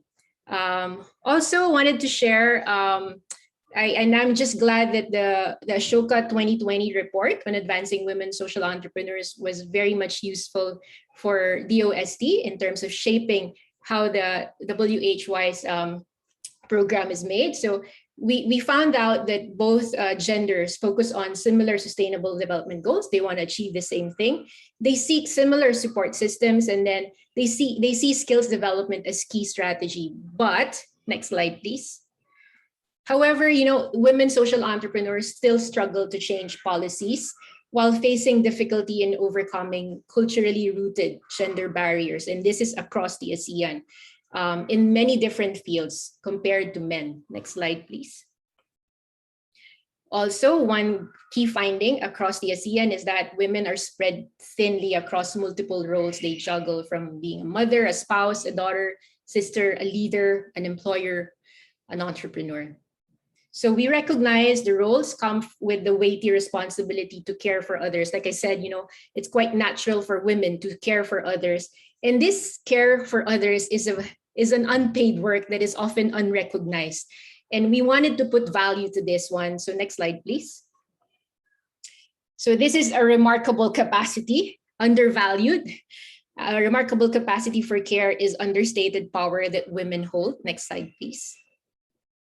And quoting one of the women social entrepreneurs in the program, it's just so beautifully said, we've always just assumed that power is about strength and that power was about making people follow, but there is power in care. And how do we actually leverage on this one? And finally, to cap it, I think also Priya beautifully mentioned this one. Women are succeeding despite the odds, not because the game is fair. And this is also by one of our entrepreneurs, Mitzi Sabando of Tinker House. Next slide, please. So again, I would like to thank you for listening and want to invite you all to share the Rethink Virtual Summit with us. I will put in the chat the invitation. So thank you very much. And I look forward to us working together, supporting women leaders who can contribute to more compassionate, definitely inclusive, and regenerative futures. So thank you very much.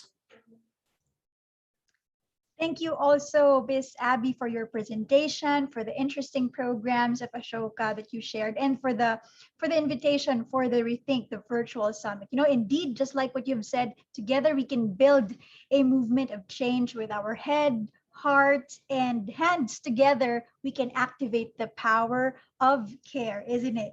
So I think that with the message and the presentations of Miss Abby and Miss Priya, new doors, new communities, new tribes, new collaborations, and a new power has been opened and activated, and we are excited for these to come to pass. So I know that there are so many from our participants, and you are all excited to hear different success stories from our panel. So let's move on to the last part of our program, which is the panel discussion about what women entrepreneurs need. So they would be discussing this. And we have a distinguished set of panelists, including Miss Yolanda Pajaro, the president and CEO of Via Veneto. We also have Miss Cherry Atilano, CEO and president of Agria, Agricultural Systems International Incorporated. Miss Mauri Arroyo, principal of Ignite Impact Fund. We also have Dr. Jinky Bornales, project lead of WHWis program from MSU IIT, and of course, our moderator, Ms. Diane Angela Eustaquio, the technical panel chair for the Assured WHWis program. So I assume that our participants are so much excited for this discussion. So I'll be turning over the virtual floor to Ms. Diane. Take it away, Ms. Diane. Thank you, Diane. Yeah. Good afternoon, good morning, good evening for those who are not in the Philippines. And I'm also good afternoon, Maui and Ging, Jinky, Cherry. It's wonderful to be with you ladies this afternoon.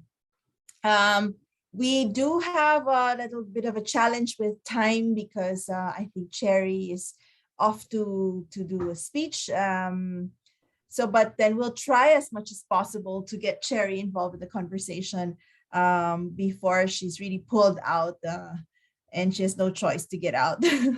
Cherry, but I want to start first with the first question I'd like to ask Ging here.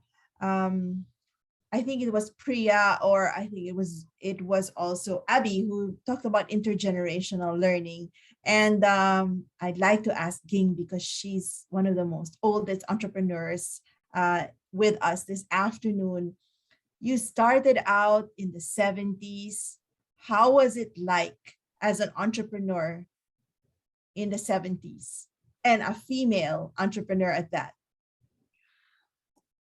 I did not have much problems in Marikina because the shoemakers of Marikina are used and adopted to women entrepreneurs.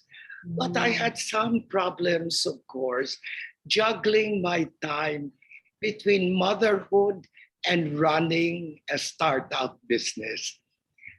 Sad to say, a startup business requires a 25-hour, 8-day-a-week schedule. And so you have to find ways and means to be wife, mother, housekeeper, and hopefully a successful businesswoman. But somehow, by the grace of God, this was managed. But I must reiterate that in Marikina, the shoemakers are not affected by gender. So it was not a problem. That's wonderful, Ging. That connects to a pre-meeting I had with Cherry, you know, the different roles that we have to play: wife, mother, housekeeper, and wife to our husbands. And so, Cherry, I remember you talking about something called energy. Could you, I'd love to hear, I'd love to have you share with our audience what your view is of this energy we have as women. Yeah, thank you very much, Diane. Such a pleasure to have, Maui, Dr. Jinky, and Miss Yoli here. And about energy, but good news first. They're moving my speech in a second after the first speaker. So this swap so that I could stay until 4:30, because this is such an amazing event and I couldn't miss this. I'm not a believer of managing your time. And now I'm like, kind of like time challenge. But honestly, I'm not a believer of managing your time, because managing time is a resource that is given to all of us in equivalent amount, 24 hours per day. But I'm a strong believer of managing your energy, because no matter how much time you have, if your energy is not up to it, it doesn't really matter how much you accomplish, right? For me, I was telling Diane that every day I really make sure I sleep 8 hours, because that 8 hours fuels my remaining, hours in 24 hours. And if you manage your time, there are tendencies that you really like, okay, I'll finish this in 1 hour, I'll finish this work in 2 hours. But if you feel with the right amount of energy, the right mindset, your passion and your purpose are boiling together to make it happen, that 1 hour, you can do it in half an hour, even less. So, and then another one is managing your energy, because especially now we're all working from home, right? uh, and all of the things around you, home care, taking care of the household, everything, and the work, especially if you're running a business, all the people around you are actually demanding so much of your energy, not really time.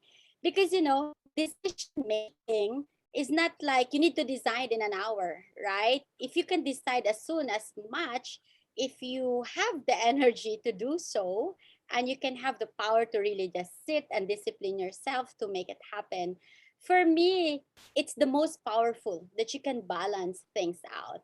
And last point, I love the inspirational speech a while ago of our beauty queen, Hannah, discussing really of different roles of women, right? That we can actually do so much, and we're so flexible and versatile. But at the end of the day, it's really for women to really know also your boundary, because no matter how much energy you have, if you don't know your boundaries and you don't know your limitations, these are also the things that will really make your energy wasted. So Diane, for me, it's really about managing energy, putting it in the right direction, and really focusing on things that matters to you, and doing something that you love the most. So let's go to talk about doing that something that you love the most. Let's go to Maui, because she's an investor. Therefore, an investor also gauges someone's ability to know their boundaries and know themselves. Maui, in our pre-meeting, you mentioned something about investing in ourselves as women. Could you expound on that a bit more? Well, it's no surprise, Diane, and thank you very much, by the way, for having me. Congratulations to DOST and all the partners, to Vilgro for WHWis. I'm so excited. It's no surprise that I'm in violent agreement with Jerry. I think there are three things that you have to realize as to become investable as a woman entrepreneur, and also to become a successful entrepreneur. The first one is that everybody talks about MVP, minimum viable product. But you also have to think about the other MVP that we don't talk very much about, and that is maximum vision possible. Always be emotionally attached and loyal to your maximum vision possible. What is the paradigm? What is the way you think the world should be? What is the change you want to see in the world? And then go out and do it, right? Secondarily, self-care begins by managing your energy, yes, and accepting the fact that there is no such thing as a static work-life balance. Because when you say work-life balance, you assume that there is no life in your work. There should be life in your work. You should bring your passion to your work, right? You should be passionate about not the business model, not the way that you achieve the vision, but the vision. And it also implies that there is no work in your life. Never leave your leadership at the door of your house or your condo, right? Because you were a leader everywhere, right? You want to raise well-adjusted children. You have to, that takes work. You want to perfect the fine art of husbandry, which is taking care of your spouse. That takes work, I'm sorry to tell you. So, and as Mangging said, that's really, a startup is just like another baby. And the number two thing you can do for self-care, and this is my last point on this subject, is to eliminate decision debt. Speed is the great thing that will make you investable, right? And part of speed is eliminating decision debt. What do I mean? There are things that because, oh my gosh, you get tense, natetense ka, or like you listen to opinions of people who don't really know you. Look, if they're not financing you, feeding you, or they don't love you, don't listen to them. I can assure you, in 20 years of my career, no one's opinion has ever paid for my bills. No one has paid for my garlic and onions in the market. No one's opinion has ever done that, right? Make a decision. Business is about decisions. You will never have enough data. So if you don't make a decision, you will have anxiety, and that is decision debt. Hindi ka makakatulog. How will you look like Cherry Atilano? How will you look like Hannah if you don't sleep 8 hours, right? And then you're going to feel bad about yourself because you have no energy. And then it's a vicious cycle. So eliminate decision debt. It is the best advice I can give to make you investable. Fantastic, Maui. That goes to Doc Jinky, and she says that it's so important for us to have this enabling environment, to have that energy, to be able to have that enabling environment for you to make good decisions. Doc Jinky, can you share your thoughts about different countries and how the enabling environment they have for women entrepreneurs? I had a very interesting conversation with you, and I'd love to have you share bits and pieces of it today. Yeah, thank you, Diane, and thank you, DUST, for having me here and for launching the WHWis program. And it's our pleasure to be part of the program.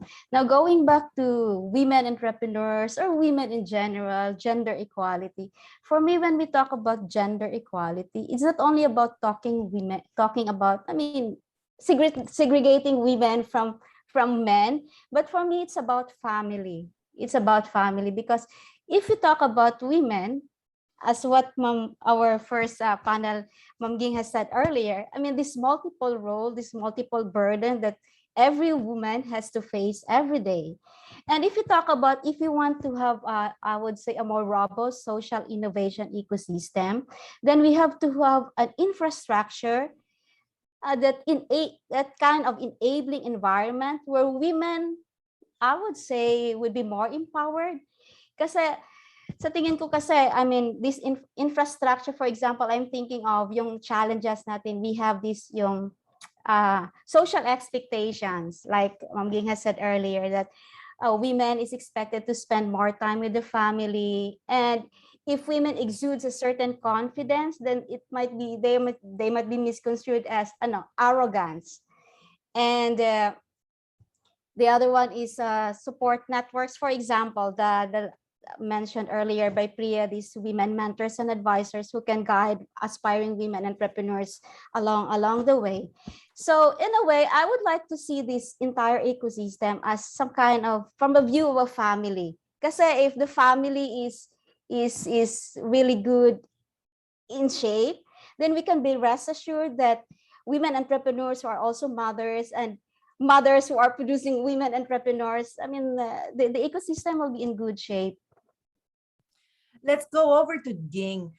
Do you think you've encountered many women entrepreneurs, and the point of Jinky that the family, a supportive family, is a big factor for the success of a women entrepreneur. Do you have any women who, any woman who's been able to be successful without a supportive family? Yes. I researched on this, going back to my own and experience of other people who are women entrepreneurs and like me who have encountered some problems. May I just read this? Your question was, what would you advise young aspiring women of today in their journey as entrepreneurs? 1, study your market. Study your target market very, very carefully and choose your right location. I have read it in many business books emphasizing location, location, location. Number 3, research and study the new developments of your product. Study about the innovations, the changes, the developments. Number 4, keep abreast of new trends and recent changes of your product. If you cannot travel, by all means, use the internet. We are now privileged and graced with the internet. Explore new materials, indigenous woven fabrics, new fashionable materials. Let me just give you a nice experience. In the growing days of Via Veneto, the espadrille, the wedge espadrille was very much in fashion. And we were using jute, fabric, and other materials. Then as I traveled to Makati, I noticed that the Pasig River was matted with water lilies. So I asked a technician, how can we use this water lily, this peste na water lily that is clogging our rivers? So he found a way of using the water lilies, drying them, and weaving them. And I must say that that was a giant step of innovation for Via Veneto and put us in the headlines of many newspapers. So what am I trying to say? As women entrepreneurs, do not subscribe to the traditional and the usual materials. I repeat, explore new materials. We have many new materials in the Philippines. And dare to use new forms, upcoming trends. Again, I would like to share a story. Many, many years back, Via Veneto was a startup business in this hidden second floor of the Green Hills Arcade. Nobody knew we were there. I did not have access at that time to mass media and newspaper exposures. Then I discovered through fashion magazines that the newest thing in Europe was the platform shoes. Are you, you know the platform shoes? Yes. So I started making platform shoes. I had forced, coaxed by shoemakers to attempt this new one. And again, because we were new, the platform was new, nobody else was making it to the Philippines. It had helped by the grace of God, Via Veneto catapulted to a degree of popularity. Okay. So I must reiterate for aspiring young women entrepreneurs, dare to use new forms. Study upcoming trends. The information is all available now in the internet. And another one, visit the display of your competitors. Study what they are doing. Learn what they are doing. But important, innovate. It is important that you innovate. Then, next one.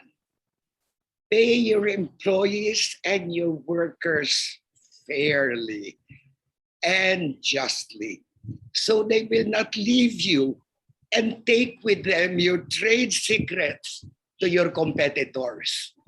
So pay your workers fairly and justly.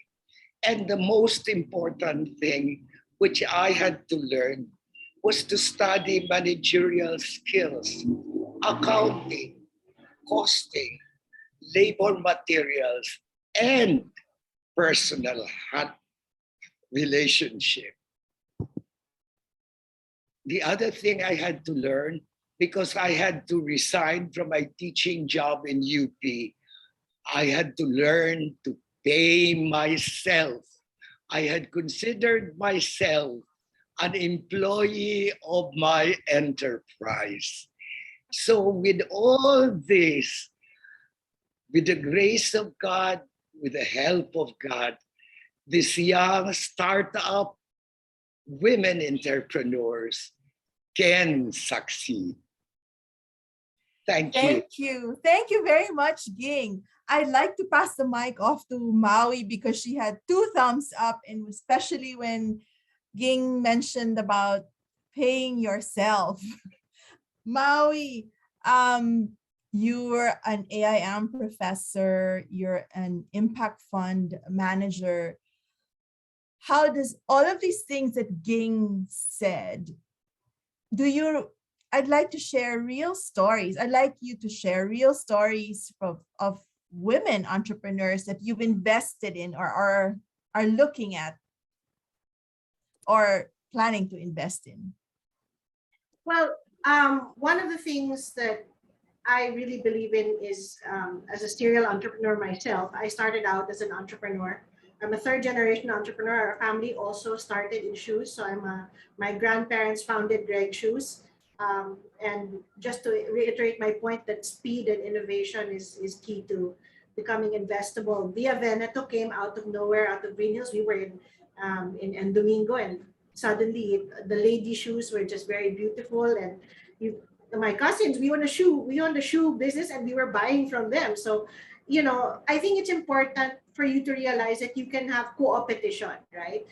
You can cooperate to compete, right? And you shouldn't be afraid of competition because, as Priya said initially, it separates the women from the girls. You can compete without tearing each other down, right? And you can behave very honorably. So yes, know what you're worth. Add tax, please add tax, and then charge it. Right? It's very simple. When I think about women entrepreneurs, I would normally pick Cherry, who's a fellow young global leader, but I'll leave Cherry to speak for herself. But another person I can't wait to invest in is also in the agri space like Cherry is Ayesha Vereyu with ARC, Advancement for Rural Kids. Because with an investment of 2,500 pesos per family, in 8 weeks, she solves hunger and brings people out of poverty because she's found a way for communities to create vegetable exchanges, and to provide. They grow vegetables in their own backyard, and she creates basically a vegetable economy or a vegetable market. So people are healthier. They're being fed by their neighbors. It builds community. It builds trust. And then the surplus, they start exporting to other towns. So I'm just waiting to throw money at her really to really invest in things. But we're also looking at Magway and Tinker House. We're always open to partner with many foundations and other entrepreneurs, because I think it's very important that you innovate your own business model, but you don't try to reinvent the wheel. Like everybody and their grandmother has a foundation already. Why will you start your own? That's why I didn't start the foundation. I said, let's start something that fits in the ecosystem, that helps people by funding them and being, after they graduate from Vilgro, then I can fund them. Right? Because Priya's done the hard work of beating some sense into them, right? And helping them and shaping their business models already. Let them learn to be mentored in one of Agrea's programs. Jinky's already helped them with WHWis at MSU IIT. So I don't have to, it's really passing the baton, right? So work with others, both men and women, and you will be surprised that so many people will be behind you. Thank you, Diane. Great. Thank you, Maui. Yeah. Yes, Ging, you wanted to say something. Is Arroyo, that from elementary, high school, and part of college, I was an avid, passionate patron of Greg's Shoes. I would not wear anything but red shoes because it was the only thing that lasted at least 4 months. All the others would be good for only 1 week. So I must also thank Red Shoes for the inspiration. And I would like to reiterate to the aspiring young entrepreneurs, please research, study new developments of your product. Do not be stuck to traditional materials. Look for other sources, other suppliers. Now we have access to the internet. This can now be easily achieved. For us before, well, 30 years back, we had to go abroad to do this. Now you have access to the internet. Now information is within your fingertips and your computer. So I cannot possibly understate or underestimate the importance of research and development in managing your business. Yes. Fantastic. Thank you very much, Ging. I'd like to get Doc Jinky. What are your thoughts now that you're hearing all these tips and all these stories from our panel and also the keynote speakers that we had today and the inspirational speeches? What are your thoughts now on how you're going to create that enabling environment for all these 10 women entrepreneurs who are going to be part of the Women Helping Women program? Yeah, thank you, Diane. So I will talk about the innovation ecosystem in general now because the women entrepreneurs is part of the ecosystem. Now I'm thinking like we need to set up an institutionalized support system specific for women entrepreneurs or women in general. The way I look at it coming from academic institution, I can see three things. Maui. I call this like PEEP.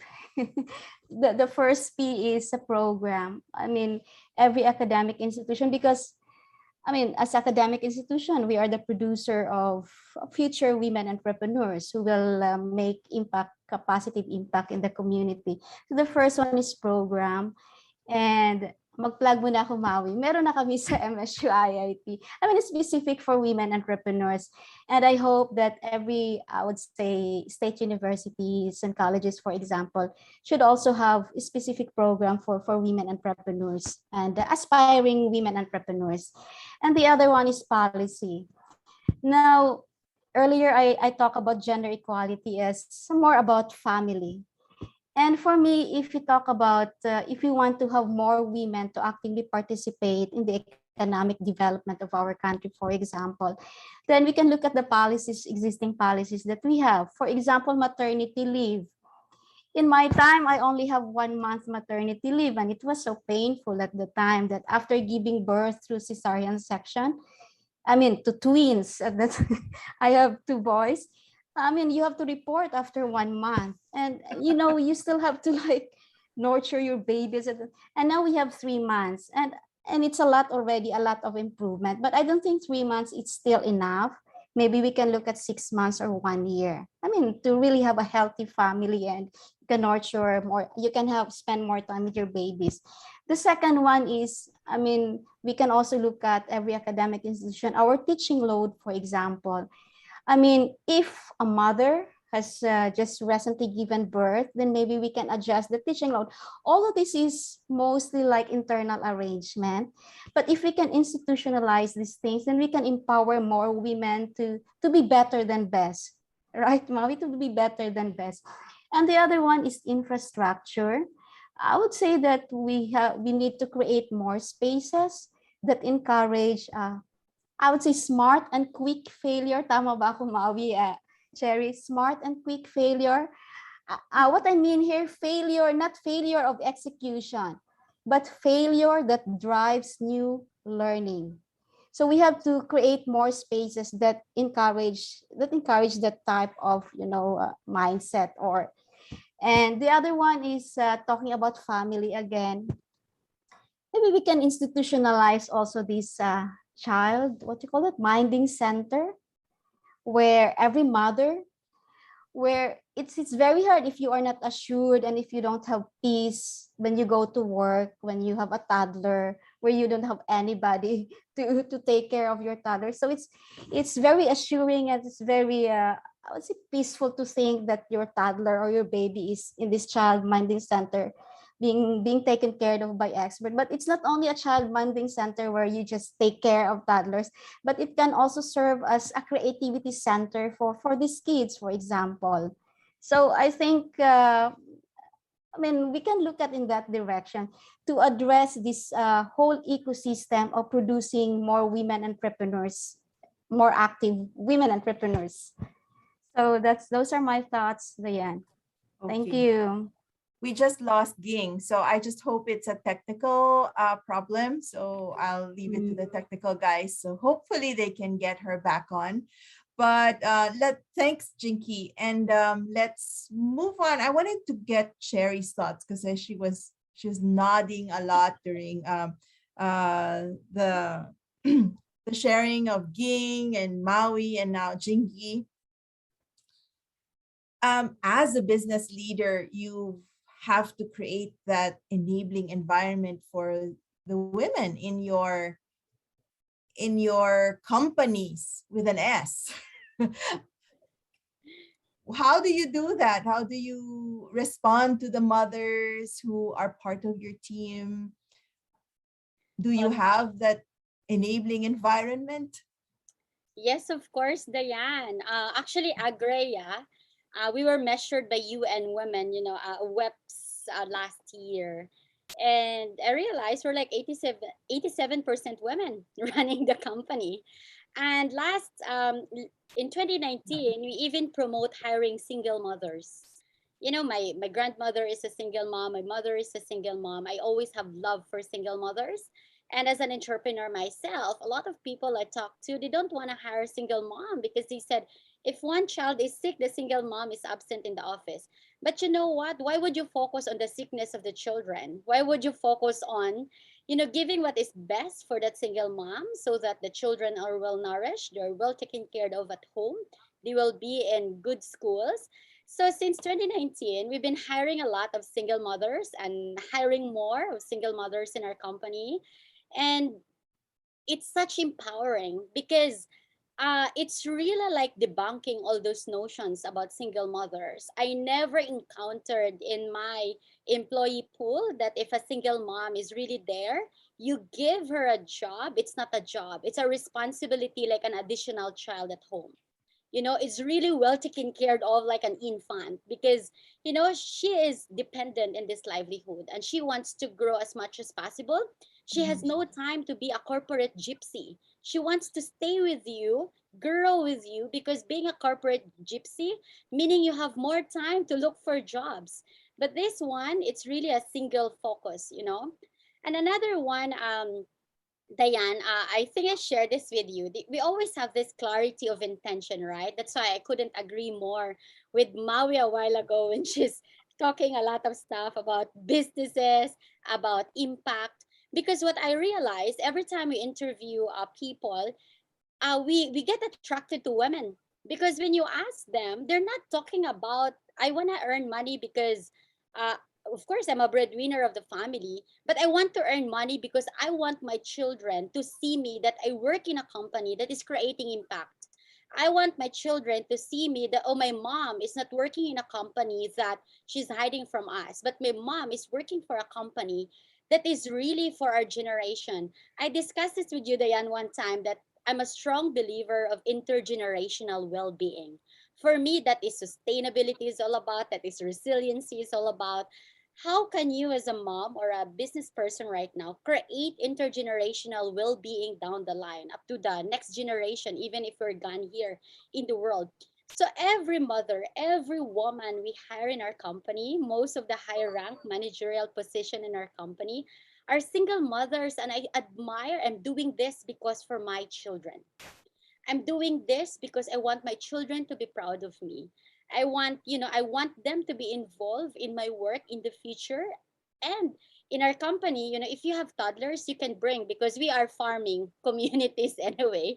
So some of our employees, for example, especially in Siargao or in Marinduque, especially in Marinduque, if our, mothers there, they don't have someone to leave their children, our farm is wide enough for them to play around and play with the chicken, or they can even learn how to grow their own vegetables, right? So we're basically creating an enabling environment that is very significant. And another one, we actually launched two global movements, and one is Grow Her.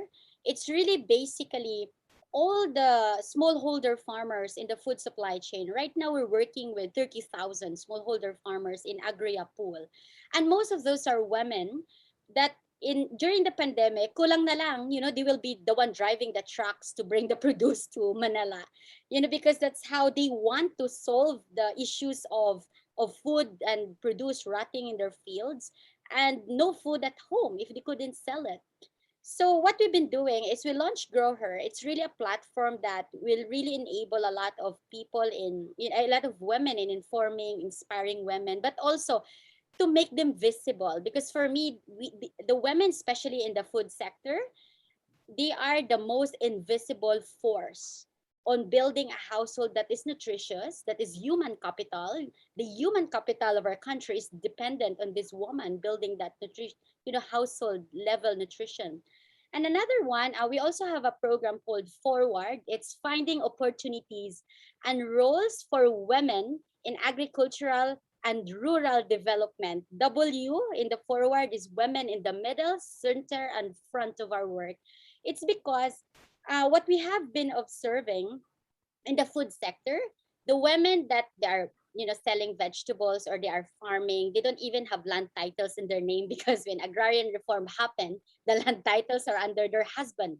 So when they approach the bank, oh, you cannot avail this because the collateral is under your husband. It should be your husband to borrow money from the bank. So for us, by putting this forward together, we need to even slash and break that boundaries and barriers for women to have legal rights on land, for women to really have access to finance, for women to be really not considered as informal sector of the food value chain, but women who is actually comprising more than 68% of our value chain. So if women are considered in the value chain as a true resource, if they're given an enabling environment, great education support, as what mentioned by Ma'am Jing a while ago, to continue educating yourself. And Maui was actually saying about investing in women, for economic effort. These are the things that will really empower women, especially in the grounds, the women that we work in the grassroots, the women in the food value chain. That's why we have food on our table on a daily basis. And for me, Dayan, is really cracking that legal boundary for women to have access to this legality of lands, especially on agricultural lands in the Philippines. So there's still a lot to work for, Cherry. So much to work for. Policy-wise, support-wise, so much to work for. And we're not stopping. I see Ging smiling, and I wanted to get her thoughts on what else do we need? What are the things government should do to help more women entrepreneurs? What do you think? All these years of you being an entrepreneur. Diane, yes. The government should provide skills and management training, like Tesla, for example, credit facilities and channels of marketing. B, private banks should make credit availability for small startup businesses for women. And if we can persuade and coax the malls, they should offer reduced rental rates for startup businesses. So with the previous speeches already delivered, we have been shown access to availability of capitalization. So Diane, it is important that the government should be hands-on and help us. Let's starting with our businesses. Fantastic. That's Yes. exactly the essence of the Women Helping Women program. And I'm very happy that DOST is being Yes. very inclusive about this program. And I think it's one of the few government agencies taking this on.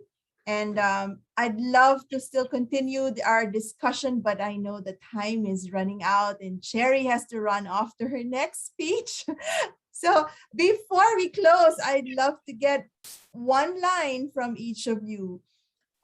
What do women need?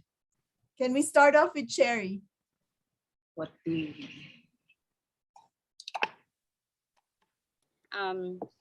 I think the most courageous thing that women should do is to really identify yourself.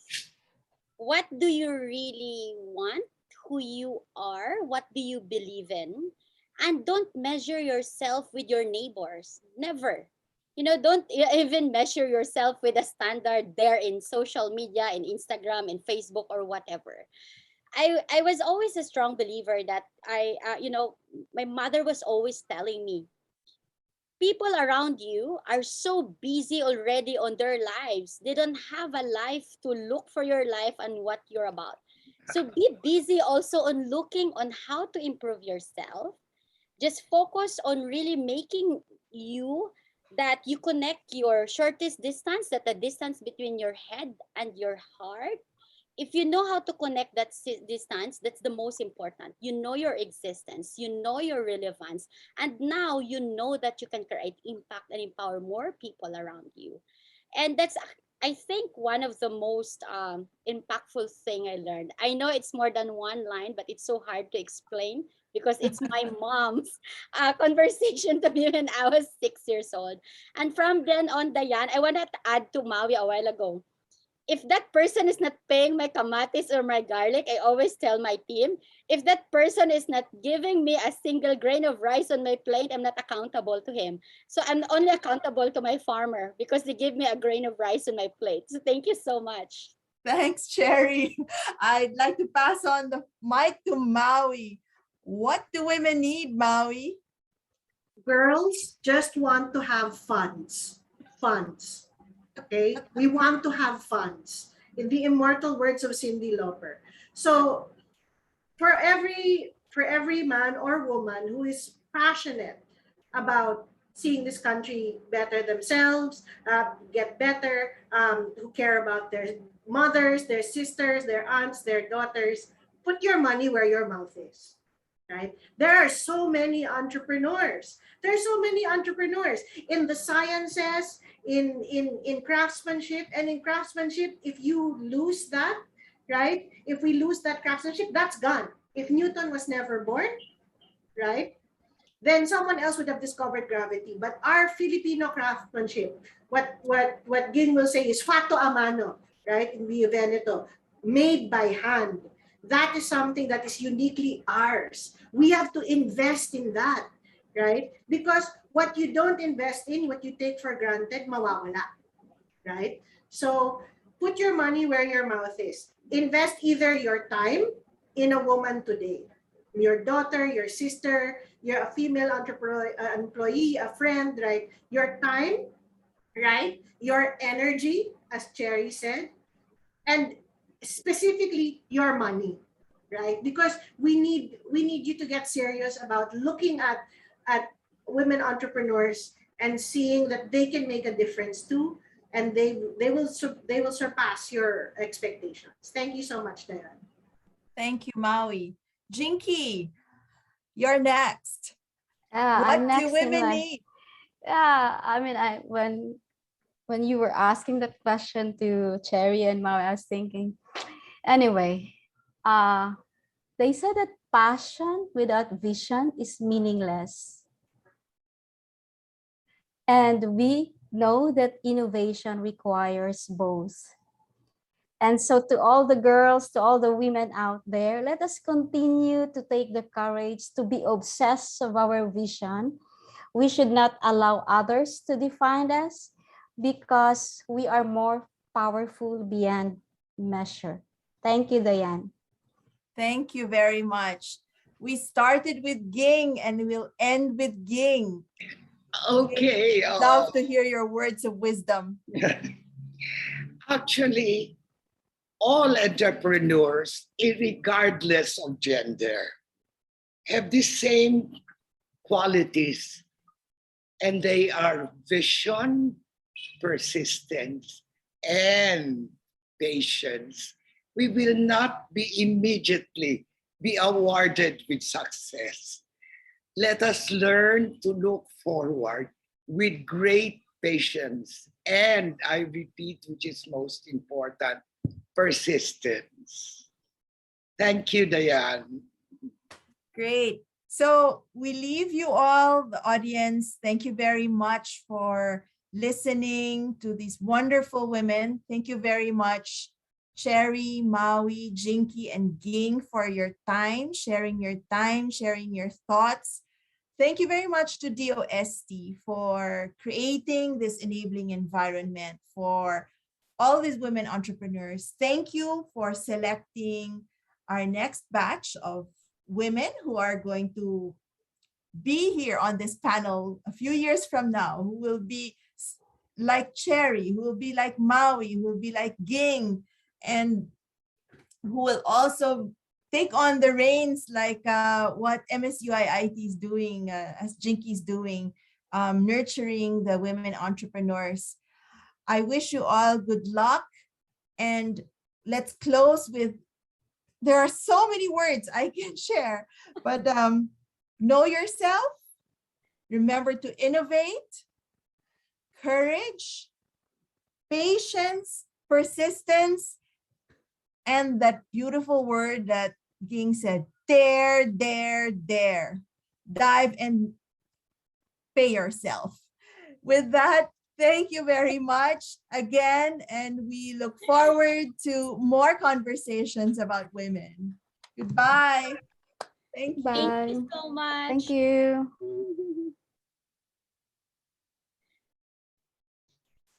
All right. That has been an incredible panel discussion. I have been sticking into the screen with my all ears, hearing the words of wisdom, words of encouragement, words of inspiration and tips from our panel. Maraming salamat po, Ma'am Ging, Miss Cherry, Miss Maui, Dr. Jinky, and of course, Miss Diane.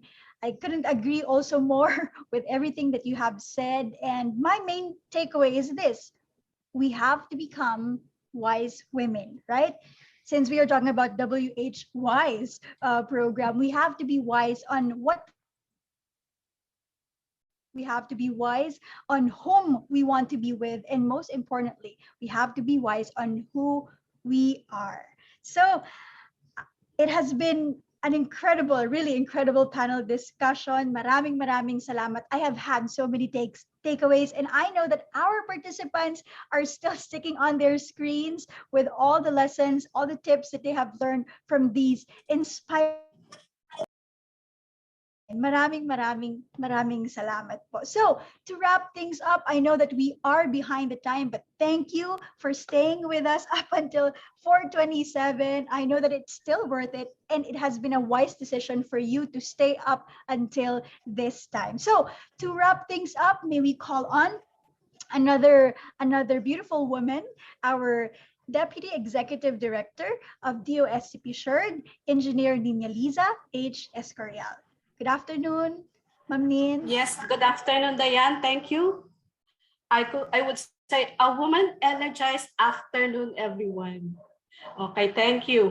And DOST Undersecretary for Research and Development, Dr. Rowena Cristina Guevara, our beloved Executive Director, Dr. Enrico Parinit, Wilgo Philippines CEO and co-founder, Ms. Priya Tachadi, Asoka Philippines Country Director, Ms. Abigail Mapua, Binibining Pilipinas International 2021, Miss Hannah Arnold, and of course our beloved panelists, to Miss Dayan, our moderator, officials and the representatives of the academic and government institutions, women-led social enterprises, colleagues, entrepreneurs, and guests. Good afternoon, everyone. I also have my takeaways habang nakikinig ako. And these are keywords that I took note of. Benchmark and innovate. That's really great words that not only women entrepreneurs should be using, even as entrepreneurs should also take note of that. Take advantage of technologies. Take care of your people. Provide that nurturing environment. Continuous learning is also important. The importance of being decisive is also one thing that entrepreneurs should have. You should keep that energy, and of course, even 4:30 in the afternoon, we should keep that energy. You should also value yourself, and of course, we should learn to collaborate, because we would know that some of our weaknesses could be complemented by the strength of other companies. And I also love that women are powerful beyond measures, and of course, I would like to quote Miss Maui's love. What the girls want? Girls want to have funds. Of course, that's very important, especially for women entrepreneurs. So on behalf of the Department of Science and Technology, we would like to thank you for attending the launch of the Women Helping Women Innovating Social Enterprise, or WHWis program, as part of the Philippine Startup Week 2021. Women all over the world continually face the challenges of being seen and recognized in society. Here in the Philippines, despite numerous campaigns like the National Women's Month celebration, women still continue to encounter biases that hinders their growth, especially in the area of business. In entrepreneurship, a 2019 Forbes report said that fastest growing startup companies are women-owned businesses. However, in the Philippines, there are only around 24% that could be classified as women-owned small medium enterprises, while only 22% are led by women in the technology space. This figure could still prove that there is still gender bias in terms of financing small businesses. The gender-based challenges faced by women in establishing and running businesses also affect their motivations and success more than their male counterparts. And as we seal our partnership with our women entrepreneurs, we are calling on new applicants to our second cohort of the women of our WHWis program. This call for proposals is for women-led social enterprises that requires assistance in acquiring technology, research and development, technical assistance, and mentoring. We encourage our women entrepreneurs to step forward and let us help you bring your ideas come to life through this program. Equality and inclusivity are very powerful, as it gives equal opportunities for all, regardless of gender, ethnicity, or color.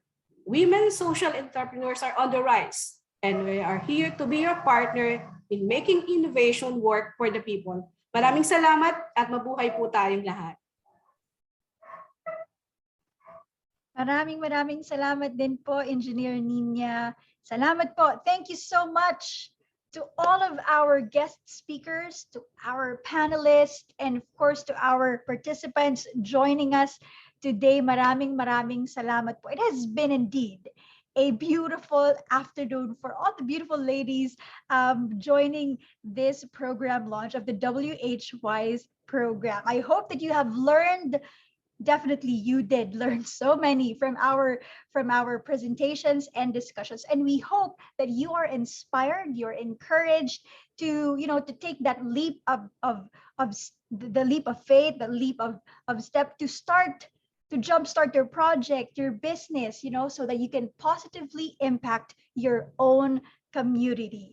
Before we end this afternoon session, may we request everyone to please scan the QR code that will be flashed there on your screen, so that you can provide your feedback on your experience on this event that we had today. Your feedback matters so that we can further improve our services to you and so that we can have more like this, okay, in the near future. Who wants more of these?